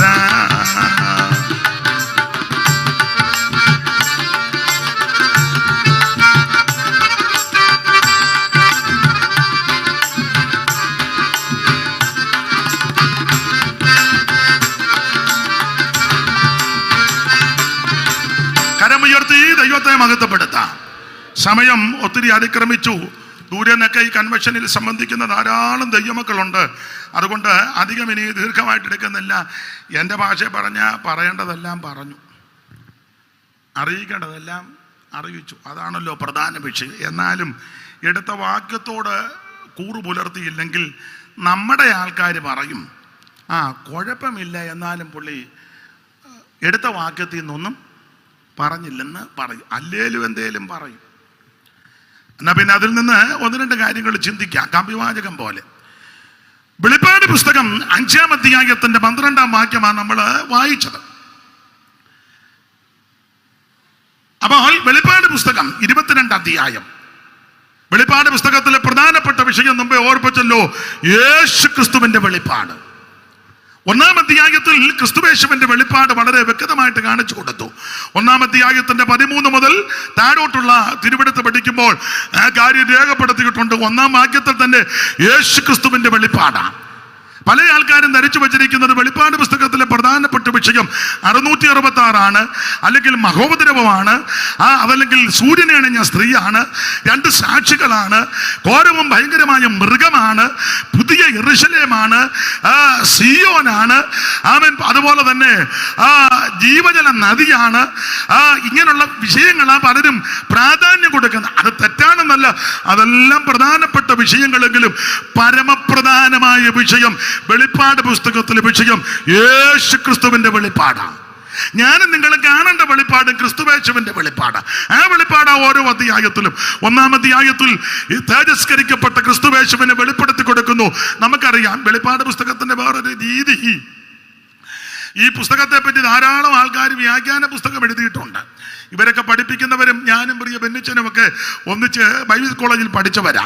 ഞങ്ങളെ ഈ പുസ്തകമൊക്കെ പഠിപ്പിച്ചത് മൺമറഞ്ഞ KK മാത്യു മുണ്ടിയപ്പള്ളി, ആ ശ്രേഷ്ഠ കർത്തൃദാസന. അപ്പോൾ ഇവരെയെല്ലാം നമ്മൾ പഠിച്ചാൽ കല്ലുമല കുഞ്ഞുമനച്ചാൻ പുസ്തകം എഴുതി വെളിപ്പാട് പുസ്തകത്തെ അധികരിച്ച് സൈമൺ സാറ്, YSKL സാറ്, ചെറിയാങ്കോതകരി, അങ്ങനെ ധാരാളം ആൾക്കാർ പുസ്തകമൊക്കെ നിങ്ങളുടെ കയ്യിലുണ്ട്. പക്ഷെ ഞാൻ ഈ പുസ്തകം പലതും വായിച്ചു, നിങ്ങളും വായിച്ചുള്ളത്. ഒരെഴുത്തുകാരൻ മറ്റൊരെഴുത്തുകാരുണ്ട് പല വിഷയവും യോജിക്കുന്നില്ല, എല്ലാം അങ്ങോട്ടും ഇങ്ങോട്ടും വെട്ട. വെളിപ്പാട് പുസ്തകത്തിലെ സ്ത്രീ ഇന്നയാളെന്ന് പറയുമ്പോൾ മറ്റേ പുള്ളി അത് വെട്ടുക, 2 സാക്ഷികൾ ഇന്നയാളെന്ന് പറയുമ്പോൾ അടുത്ത പുള്ളി വെട്ടുക. ഇതാ തമ്മിൽ യോജിക്കുന്നില്ല. അതിനൊരു കാരണവും കൂടെ പറയാം, എല്ലാ കാര്യവും ഒന്നും നമുക്ക് വെളിപ്പെട്ടിട്ടില്ല. ഇല്ല, നമുക്ക് മറഞ്ഞിരിക്കുന്ന എന്തെല്ലാം കാര്യമുണ്ട്. കാര്യം മറച്ചു വെക്കുന്നതും ദൈവത്തിന് മഹത്വമാണ്. അപ്പോൾ അറിഞ്ഞ കാര്യം അനുസരിച്ച് നമ്മളൊന്ന് ജീവിക്കേ. വെളിപ്പാട് പുസ്തകത്തിലെ പ്രധാനപ്പെട്ട വിഷയം യേശു ക്രിസ്തുവിന്റെ വെളിപ്പാടാണ്. ദൈവത്തിന് മഹത്വം. ഇത് കർത്താവ് വെളിപ്പെടുത്തി കൊടുത്തു. 1-ാം അധ്യായത്തിന്റെ 13 മുതലാണല്ലോ ക്രിസ്തുവേശുവിന്റെ തേജസ്കരിക്കപ്പെട്ട വെളിപ്പാട് യോഹന്നാൻ കാണുന്നത്. ഞാൻ ആ ഭാഗത്തേക്കൊന്നും പോകുന്നില്ല, നിങ്ങൾക്കറിയാം. ദൈവത്തിന് മഹത്വം ഉണ്ടാകട്ടെ. 2-3 അധ്യായം 7 സഭയ്ക്കുള്ള ദൂത, Ephesus, Smyrna, Pergamos, തുയതൈര, Sardis, Philadelphia, ലവോദിക്കിയ 7 സഭയ്ക്കുള്ള ദൂത്. 4-ാം അധ്യായത്തിൽ യോഹന്നാനെ സ്വർഗത്തിലേക്ക് എടുക്കുക, അവൻ ഇവിടോട്ട് കയറി വരാൻ പറഞ്ഞു. 5-ാം അധ്യായവും 4-ഉം 5-ഉം അധ്യായവും പഠിക്കുമ്പോൾ അവൻ സൃഷ്ടികൾ ദൈവത്തെ ആരാധിക്കുന്നു, ആരാധനയ്ക്ക് യോഗ്യനായ ഒരു ദൈവത്തെ കാണുന്നു. ആ ഭാഗം പഠിക്കുമ്പോൾ 5-ാം അധ്യായമാ നമ്മൾ ഇന്ന് കുറുവാക്യമായിട്ട് വായിച്ചത്. സമയത്തിന്റെ പരിമിതി കൊണ്ട് 5-ാം അധ്യായത്തിലെ ഒരു കുഞ്ഞാടിനെ കാണുകയാ. ഇനി 12-ാം വാക്യം.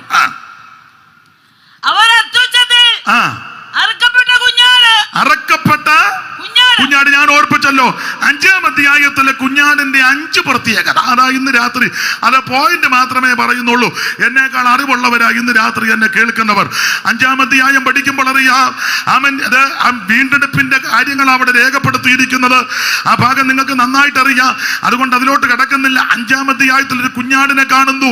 ഈ കുഞ്ഞാടിന്റെ പ്രത്യേകത, യേശു ക്രിസ്തുവിനെ കുഞ്ഞാടെന്നും ദൈവ കുഞ്ഞാടെന്നും അറക്കപ്പെട്ട കുഞ്ഞാടെന്നും കുരളറക്കപ്പെട്ട കുഞ്ഞാടെന്നും ലോകസ്ഥാപനം മുതൽ അറക്കപ്പെട്ട കുഞ്ഞാടെന്നും 13-ലും ആമൻ ലോകത്തിന്റെ പാപത്തെ ചുമക്കുന്ന ദൈവ കുഞ്ഞാടെന്നും അതുപോലെ തന്നെ ഏതിനിറക്കപ്പെട്ട കുഞ്ഞാടെന്നും യോഗ്യനായ കുഞ്ഞാടെന്നും ആരാധനയ്ക്ക് യോഗ്യനായ കുഞ്ഞാടെന്നും വേള കടിക്കാൻ വരുന്ന കുഞ്ഞാടെന്നും വിളക്കാകുന്ന കുഞ്ഞാടെന്നും യെശയ്യാ പ്രവചനം 53-ൽ രോമൻ കത്തിരിക്കുന്നവരുടെ ഇടയിൽ മിണ്ടാതെ ഇരിക്കുന്ന കുഞ്ഞാടെന്നൊക്കെ സന്ദർഭോചിതമായിട്ട് പല പുസ്തകത്തിൽ പല സ്ഥലത്ത് രേഖപ്പെടുത്തി.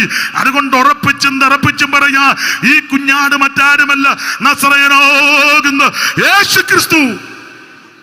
കടന്നു പോകുന്ന യേശു ക്രിസ്തുവിനെ ചൂണ്ടിക്കൊണ്ട് യോഹന്നാൻ സ്നാപകൻ പറയുക, ലോകത്തിന്റെ പാപത്തെ ചുമക്കുന്ന ദൈവത്തിന്റെ കുഞ്ഞാട്.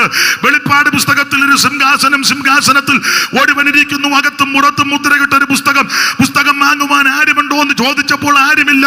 അപ്പോൾ യോഹന്നാൻ കരഞ്ഞു, മൂപ്പന്മാരെടുത്തമെന്ന് പറഞ്ഞ് കരയണ്ട, യഹൂദാ ഗോത്രത്തിന്റെ സിംഹകവും ദാവീദിന്റെ പേരുമായവൻ പുസ്തകം വാങ്ങുവാനും അതിന്റെ മുദ്ര പൊട്ടിക്കുവാൻ ജയം പ്രാപിച്ച് കടന്നു വന്നു. ഞാൻ തിരിഞ്ഞപ്പോൾ ഒരു കുഞ്ഞാടിനെ കാണുന്നു. 5-ാം വാക്യം വായിക്കാം. 5:5. അപ്പോൾ യഹൂദാ ഗോത്രത്തിലെ സിംഹവും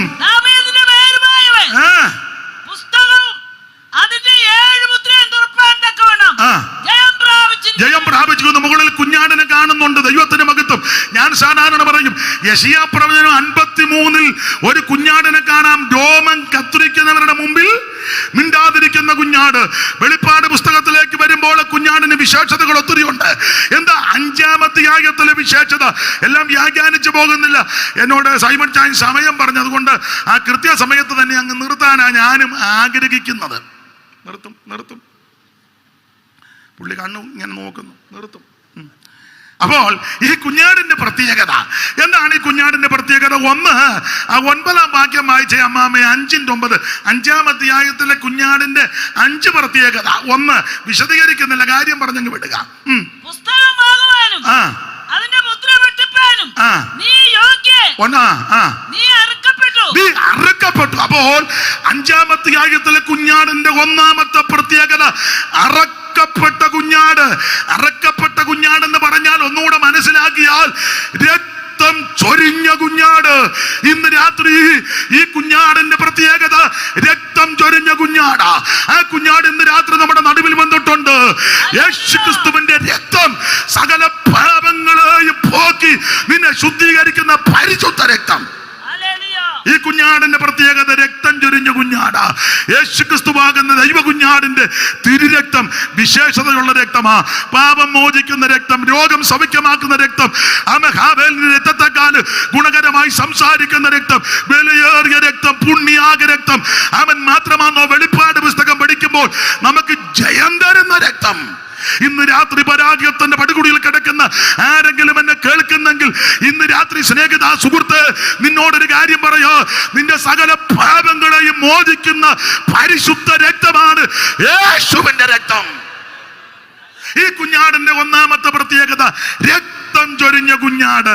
രണ്ട്, വിവരിക്കുന്നില്ല പറഞ്ഞങ്ങ് വിടുക. ആ 5-ാം അധ്യായത്തിൽ കുഞ്ഞാടിന്റെ രണ്ടാമത്തെ പ്രത്യേകത 6-ാം വാക്യം വായിച്ചേ അമ്മാമേ. 6-ാം വാക്യം 6. ഞാൻ സിംഹാസനത്തിന്റെയും 4 ജീവികളുടെയും നടുവിലും മൂപ്പന്മാരുടെ മധ്യത്തിലും 4 ജീവികളുടെയും നടുവിലും പിന്നെ ഒരു കുഞ്ഞാട്.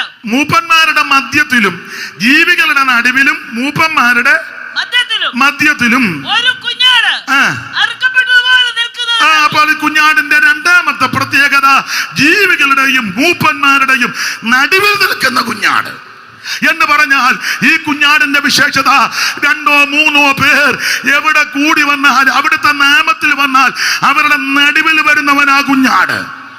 അല്ലാതെ പാപ്പച്ച വേവിച്ച കിഴക്കല്ല വരുന്നത്. നമ്മൾ ചിലരോട് കറിയാച്ചായ പ്രാർത്ഥിച്ചാട്ടോ ഓദേശി ഉടനെ കിഴക്കോട്ടടിക്കുക. എൻ്റെ അമ്മ, ഞങ്ങൾ പരാധീനതയുള്ള വീടുകളാണ്, ദാരിദ്ര്യത്തൊക്കെ അനുഭവിച്ചതാണ്. അപ്പോൾ എൻ്റെ അമ്മ കൊച്ചുനാളിൽ പറയും, ഇപ്പം ഭക്ഷണമൊക്കെ അന്ന് ഒരു കൂട്ടാനേ ഉള്ളൂ, ഒറ്റ കൂട്ടാനേ ഉള്ളൂ, അത് ചാറും കഷണവും എല്ലാം കൂടെ ഒന്നാണ്. ഇന്ന് 5-6 കൂട്ടാൻ കൊടുത്താൽ ഒരെണ്ണത്തിന് ബോധിക്കുകയില്ല. എത്ര ആട്ടെ, അതിനാ തീമ്പുളപ്പെന്ന് പറയുന്നത്. അപ്പം അന്ന് ഒരു കൂട്ടാനാണ്. അപ്പം കൂട്ടാൻ തരുമ്പം ചിലപ്പോൾ ഇച്ചിരിയും കൂടെ ഒന്ന് ചോദിക്കുമ്പോൾ അമ്മ പറയുന്നൊരു ഭാഷയുണ്ട്, വേണ്ട ഒത്തിരി കിഴക്കോട്ട് പോകണ്ട. ഒത്തിരി കിഴക്കോട്ട്, അമ്മ രക്ഷിക്കപ്പെട്ടതല്ലെങ്കിലും അമ്മയ്ക്കറിയാം കിഴക്ക് പരുവക്കേടാന്ന്. ആന്നേ അല്ല, നീ ഉടനെ കിഴക്കോട്ട് നോക്കുക. എൻ്റെ കറിയാച്ച കിഴക്കോട്ട് അധികം പോകരുത്, കിഴക്കോട്ട് നോക്കുകയും വേണ്ട. അതന്നെ യെഹെസ്കേൽ പ്രവചനം 8-ാം അധ്യായമൊക്കെ പഠിക്കുമ്പോൾ കിഴക്കോട്ടുള്ള ആരാധന സൂര്യാരാധനയാ. അതുകൊണ്ട് കിഴക്കോട്ട് നോക്കി പ്രാർത്ഥിക്കേണ്ട, കിഴക്കോട്ട് അടിക്കുകയും വേണ്ട. കാരണം കിഴക്കോട്ട് പോയതെല്ലാം ഗുണം പിടിക്കാത്തവന്മാരല്ലേ. അതാ ഞങ്ങളുടെ അമ്മ പറഞ്ഞ ഒത്തിരി കിഴക്കോട്ട് പോകണ്ട. ലോത്ത് അബ്രഹാമിനെ വിട്ട് കിഴക്കോട്ടാ പോയത്. ശിനാർ ദേശത്ത് ബാബേൽ ഗോപുരം പണിയാൻ കിഴക്കോട്ടാ പോയത്. കയ്യീൻ സഹോദരനൊക്കെ ഒന്ന് വെച്ചും പുള്ളിയും കിഴക്കോട്ടടിക്കുകയായിരുന്നു. അതുകൊണ്ട് കിഴക്കോട്ട് പരുവക്കേടാ. പ്രാർത്ഥിക്കാന്ന് പറയുമ്പോൾ നേരെ കിഴക്കോട്ട്. ഇന്ന് രാത്രി കിഴക്കോട്ടല്ല, കിഴക്കുന്നും വടക്കുന്നും ഒന്നുമല്ല, അവിടെ നമ്മുടെ നടുവിലുണ്ട്. 2-3 പറയുന്ന നാമത്തിൽ എവിടെ കൂടിയാലും അവരുടെ നടുവിൽ ഞാൻ അവരുടെ നടുവിൽ വസിക്കുവാൻ. അങ്ങനെ ഞാൻ അവരുടെ നടുവിൽ വസിക്കുവാൻ എനിക്കൊരു വിശുദ്ധ മന്ദിരം പണി. അല്ലാതെ ഞാൻ സ്വന്തം കിഴക്ക് വസിക്കാൻ മന്ദിരം പണിയണമെന്നല്ല. യേശു ക്രിസ്തു നടുക്ക, ശാസ്ത്രിമാരുടെയും പരീക്ഷന്മാരുടെയൊക്കെ നടുക്ക്. 12-ാമത്തെ വയസ്സിൽ വലിയ പള്ളി ചെന്നപ്പോഴും ശാസ്ത്രിമാരുടെ നടുക്കാ കർത്താവ് ഇരുന്നത്. ക്രൂശിൽ കിടന്നപ്പോഴും 2 ദുഷ്പ്രവർത്തിക്കാട് നടുവില മാത്രമാണോ? മുറിയടച്ചിട്ടപ്പോൾ ഉയർത്ത് അവരുടെ നടുവില. ഒത്തിരി വാക്യങ്ങളും കാര്യങ്ങളും പറയാനുണ്ട്. അതുകൊണ്ട് ഇന്ന് രാത്രി വെൺമണി ദേശക്കാരെ, എന്നെ കേൾക്കുന്നവരെ, കിഴക്കോട്ട് നോക്കി പ്രാർത്ഥിക്കരുത്. അത് സൂര്യാരാധനയാണ്, സാത്താന്യ ആരാധനയാണ്. 2-3 പേർ അവിടെ കൂടിയാലും നമ്മുടെ കർത്താവ് നടുവിൽ വരും. അതുകൊണ്ട് കുഞ്ഞാടിന്റെ രണ്ടാമത്തെ പ്രത്യേകത നടുവിൽ വെളിപ്പെടുന്ന കുഞ്ഞാട്. നിർത്തുക. കുഞ്ഞാടിന്റെ 3-ാമത്തെ പ്രത്യേകത 13-ാം വാക്യം വായിച്ചേ അമ്മാമേ. 13. സ്വർഗത്തിലും ഭൂമിയിലും ഭൂമിക്ക് കീഴിലും സമുദ്രത്തിലുമുള്ള സകല സൃഷ്ടിയും അവയിലുള്ളതൊക്കെയും സിംഹാസനത്തിലിരിക്കുന്നവനും കുഞ്ഞാടിനും സ്തോത്രവും ബഹുമാനവും മഹത്വവും ബലവും എന്നേക്കും ഉണ്ടാകട്ടെ. കുഞ്ഞാടിന്റെ 3-ാമത്തെ പ്രത്യേകത ആരാധനയ്ക്ക് യോഗ്യനായ കുഞ്ഞാടാ. സ്തോത്രത്തിനും സ്തുതിക്കും മഹത്വത്തിനും പുകഴ്ചയ്ക്കും ആരാധനയ്ക്കും യോഗ്യനായ ഒരുവൻ മാത്രമേ ഉള്ളൂ. അത് ദൈവ കുഞ്ഞാടാ. ആരെ ആരാധിക്കണം? ദൈവത്തെ ആരാധിക്കണം. ആരെ ആരാധിക്കരുത്? വേറെ ആരെ ആരാധിക്കരുത്. മനുഷ്യനെ ആരാധിക്കരുത്, മൃഗത്തെ ആരാധിക്കരുത്, ജരാചരങ്ങളെ ആരാധിക്കരുത്, സൂര്യനെ ആരാധിക്കരുത്, ചന്ദ്രനെ ആരാധിക്കരുത്, നക്ഷത്രത്തെ ആരാധിക്കരുത് എന്ന് വേറെ പുസ്തകം പഠിപ്പിക്കുന്നു. സ്തംഭമോ ബിംബമോ സ്തൂപമോ സാദൃശ്യമോ സ്വരൂപമോ ഒന്നും, വെള്ളത്തിലുള്ളതോ വെള്ളത്തിന് അടിയിലുള്ളതോ കരയ്ക്കുള്ളതോ ആകാശത്തുള്ളതോ ഒന്നിന്റെയും രൂപമോ സാദൃശ്യമോ കൊത്തി ഉണ്ടാക്കി വഷളത്വം കാണിച്ച് ആരാധിക്കരുതെന്ന സത്യവേദ പുസ്തകം പഠിപ്പിക്കുന്നേ. പക്ഷെ അന്നേരം തൂക്കുക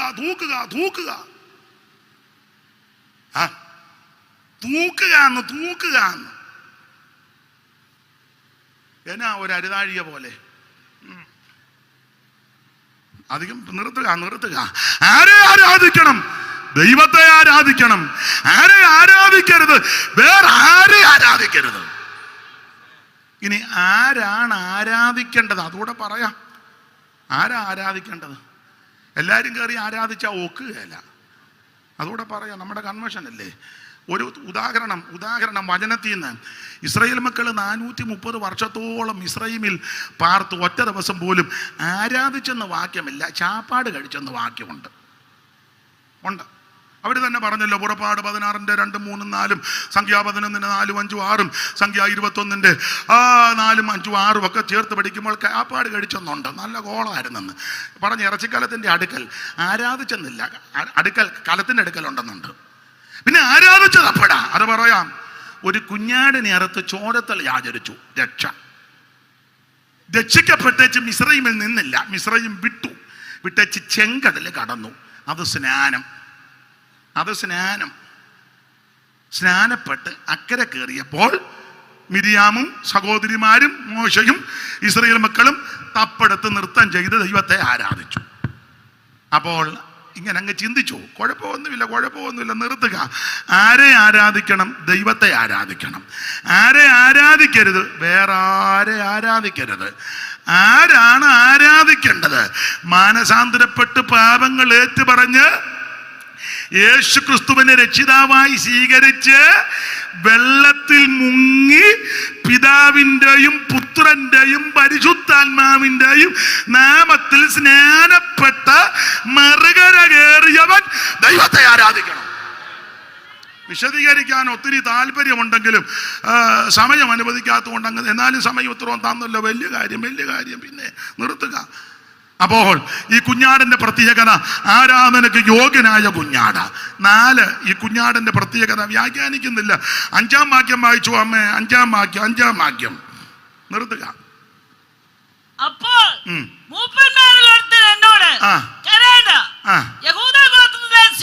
അപ്പോൾ ഈ കുഞ്ഞാടിന്റെ 4-ാമത്തെ പ്രത്യേകത ഇതൊരു സിംഹമാ. അലങ്കാര ഭാഷകൾ കൊടുത്തിരിക്കുക സിംഹം. എന്താ സിംഹത്തിന്റെ പ്രത്യേകത? സംഖ്യാപുസ്തകത്തിൽ വായിക്കുന്ന തെളിഞ്ഞു നിൽക്കുന്നവനാ സിംഹം. യേശു ക്രിസ്തു എവിടെ ചെന്നാലും തെളിഞ്ഞാ നിൽക്കുന്നത്. അതന്നെ കാണാൻ കൊള്ളാവുന്നവനാ. ഒരു തല, 2 കൈ, 2 കാല്, അതൊക്കെയാ തെളിഞ്ഞു നിൽക്കുന്നേ. അതുപോലെ ഒന്ന് ഞാനങ്ങ് അടങ്ങുക. നേരം പോയി. പിടിച്ചു. നീ ഇതിരിക്കുന്നതുകൊണ്ടാ ഇളകുന്നെന്ന് പറയും. ഇതും പിടിച്ചു. നിർത്തി. സൈമച്ചൻ്റെ വാച്ചും പിടിച്ചു. അതും തന്നു. നിർത്തി. ഇനി പിന്നെങ്ങാനും അവസരം കിട്ടുകയാണെ ബാക്കി പറയാം. ഇവിടെ AG വരുന്നുണ്ട് 2 ദിവസത്തെ യോഗം. ഒക്കുന്നെങ്കിൽ ഇതിൻ്റെ ബാക്കി അങ്ങോട്ടും പറയാം, നടത്തിപ്പുണ്ടെങ്കിൽ. ഈ കുഞ്ഞാടിന്റെ പ്രത്യേകത യഹൂദാ ഗോത്രത്തിന് സിംഹമാ. എന്താ സിംഹത്തിന്റെ പ്രത്യേകത? തെളിഞ്ഞു നിൽക്കുക. യേശുക്രിസ്തു എങ്ങും ചൂളേണ്ട കാര്യമില്ല. ദൈവത്തിന് മഹത്വം. എല്ലാവരുടെയും കൂട്ടത്തിൽ യേശുവിനെ വെച്ചേക്കരുത്. യേശുക്രിസ്തു വ്യത്യസ്തനാ. സ്വഭാവം കൊണ്ട്, സംസാരം കൊണ്ട്, ഇടപാട് കൊണ്ട്, സമീപനം കൊണ്ട്, ജീവിതം കൊണ്ട്, ജനനം കൊണ്ട്, മരണം കൊണ്ട്, അടക്കം കൊണ്ട്, ഉയർപ്പ് കൊണ്ട്, ഇന്നും ജീവിക്കുന്നത് കൊണ്ട് എല്ലാവരിലും വ്യത്യസ്തൻ. അതായി കുഞ്ഞാടിന്റെ പ്രത്യേകത. 5 കാര്യം പറയാന്ന് പറഞ്ഞത് കണക്കാ. 5-ാമത്തെ കാര്യം വ്യാഖ്യാനിക്കുന്നില്ല. 5-ാം വാക്യം ഒന്നുകൂടെ വായിച്ചോ. ഈ കുഞ്ഞാടിന്റെ 5-ാമത്തെ വിശേഷത 5 വായിര്. അപ്പോൾ എന്നോട് അടുത്ത പദം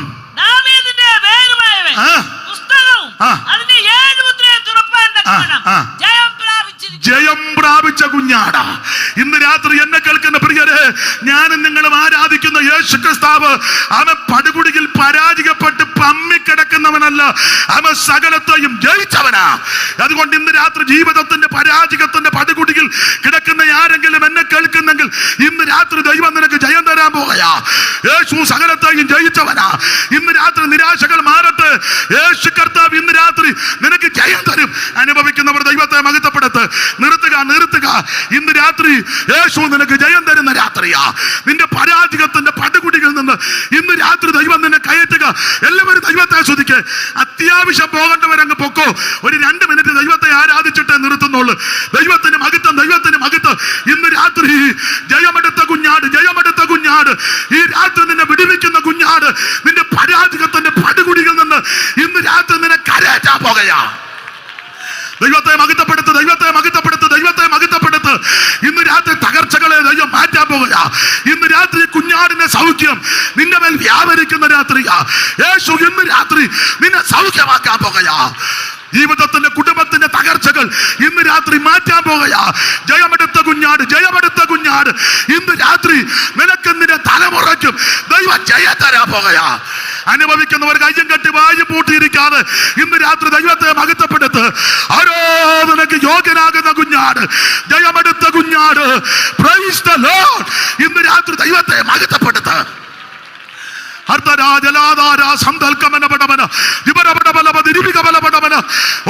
യോഗ്യനായ കുഞ്ഞാട്, ദൈവ കുഞ്ഞാട്, എല്ലാവരും ദൈവത്തെ മഹത്വപ്പെടുത്ത്. Hallelujah, hallelujah. അറക്കപ്പെട്ട കുഞ്ഞാടിന് മഹത്വം. അറക്കപ്പെട്ട കുഞ്ഞാട്, നീ യോഗ്യൻ, നീ യോഗ്യൻ, നീ അറക്കപ്പെട്ടു, നീ ജയാളിയാ, നീ ജയം തരുന്നവനാ. അമനക്കടകാ ദുരവക്കടകാ ദിപരപടബല. ഇന്ന് രാത്രി രോഗാത്മാവിനെ ദൈവം അഴിക്കുന്ന രാത്രി. നിന്റെ ക്യാൻസറിന്റെ ശക്തികൾ മാറട്ടെ, ബ്രെയിൻ ട്യൂമർ മാറട്ടെ, ഉദര സംബന്ധമായ ശക്തികൾ, രോഗപീഠകൾ, രക്തത്തിനകത്ത് കുടുങ്ങിയിരിക്കുന്ന രോഗാണുക്കൾ ഇന്ന് രാത്രി അഴിയട്ടെ. ഇന്ന് രാത്രി വിടുതൽ പ്രാപിച്ചാൽ തിരിച്ചു പോകാവൂ. സൗഖ്യത്തോടെ തിരിച്ചു പോകാവൂ. ജയത്തോടെ തിരിച്ചു പോകാവൂ. നിന്റെ പരാജയത്തെ ഇന്ന് രാത്രി ദൈവം മാറ്റുന്ന രാത്രി. ദൈവത്തിന് മഹത്വം, ദൈവത്തിന് മഹത്വം, ദൈവത്തിന് മഹത്വം. ഈ രാത്രി വിടുതൽ വെളിപ്പെടട്ടെ യേശുവിന്റെ നാമത്തിൽ, യേശുവിന്റെ നാമത്തിൽ, യേശുവിന്റെ നാമത്തിൽ. ഉടമന തിരിവികബലപടബല ധീരജാല രഗതന വിരിവികബല. ആരും അവനുമായിരിക്കാതെ ദൈവത്തിന് മഹത്വം കൊടുക്കുക.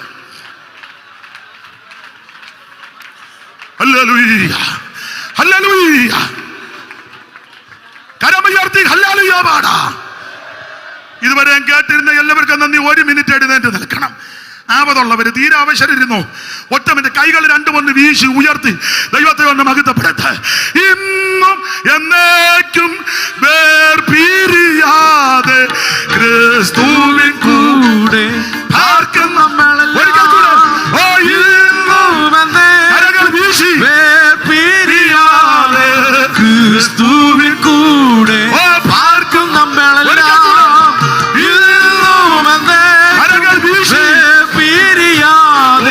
ക്രിസ്തുവിൻ കൂടെ പാർക്കും നമ്മളെല്ലാം. യഹോവ നിങ്ങളെ അനുഗ്രഹിച്ച് കാക്കുമാറാകട്ടെ. യഹോവ തിരുമകൻ നിങ്ങളുടെ മേൽ പ്രകാശിപ്പിച്ച് നിങ്ങളോട് കൃപയുള്ളവനാകട്ടെ. യഹോവ തിരുമകൻ നിങ്ങളുടെ മേൽ ഉയർത്തി നിങ്ങൾക്ക് സമാധാനം നൽകുമാറാകട്ടെ. കരമുയർത്തി ഹല്ലേലൂയ പാടാ. എല്ലാവർക്കും ഇരിക്കാം. എന്നെ ക്ഷണിച്ച സൈമൺ പാസ്റ്റർക്കും ചുമതലപ്പെട്ടവർക്കും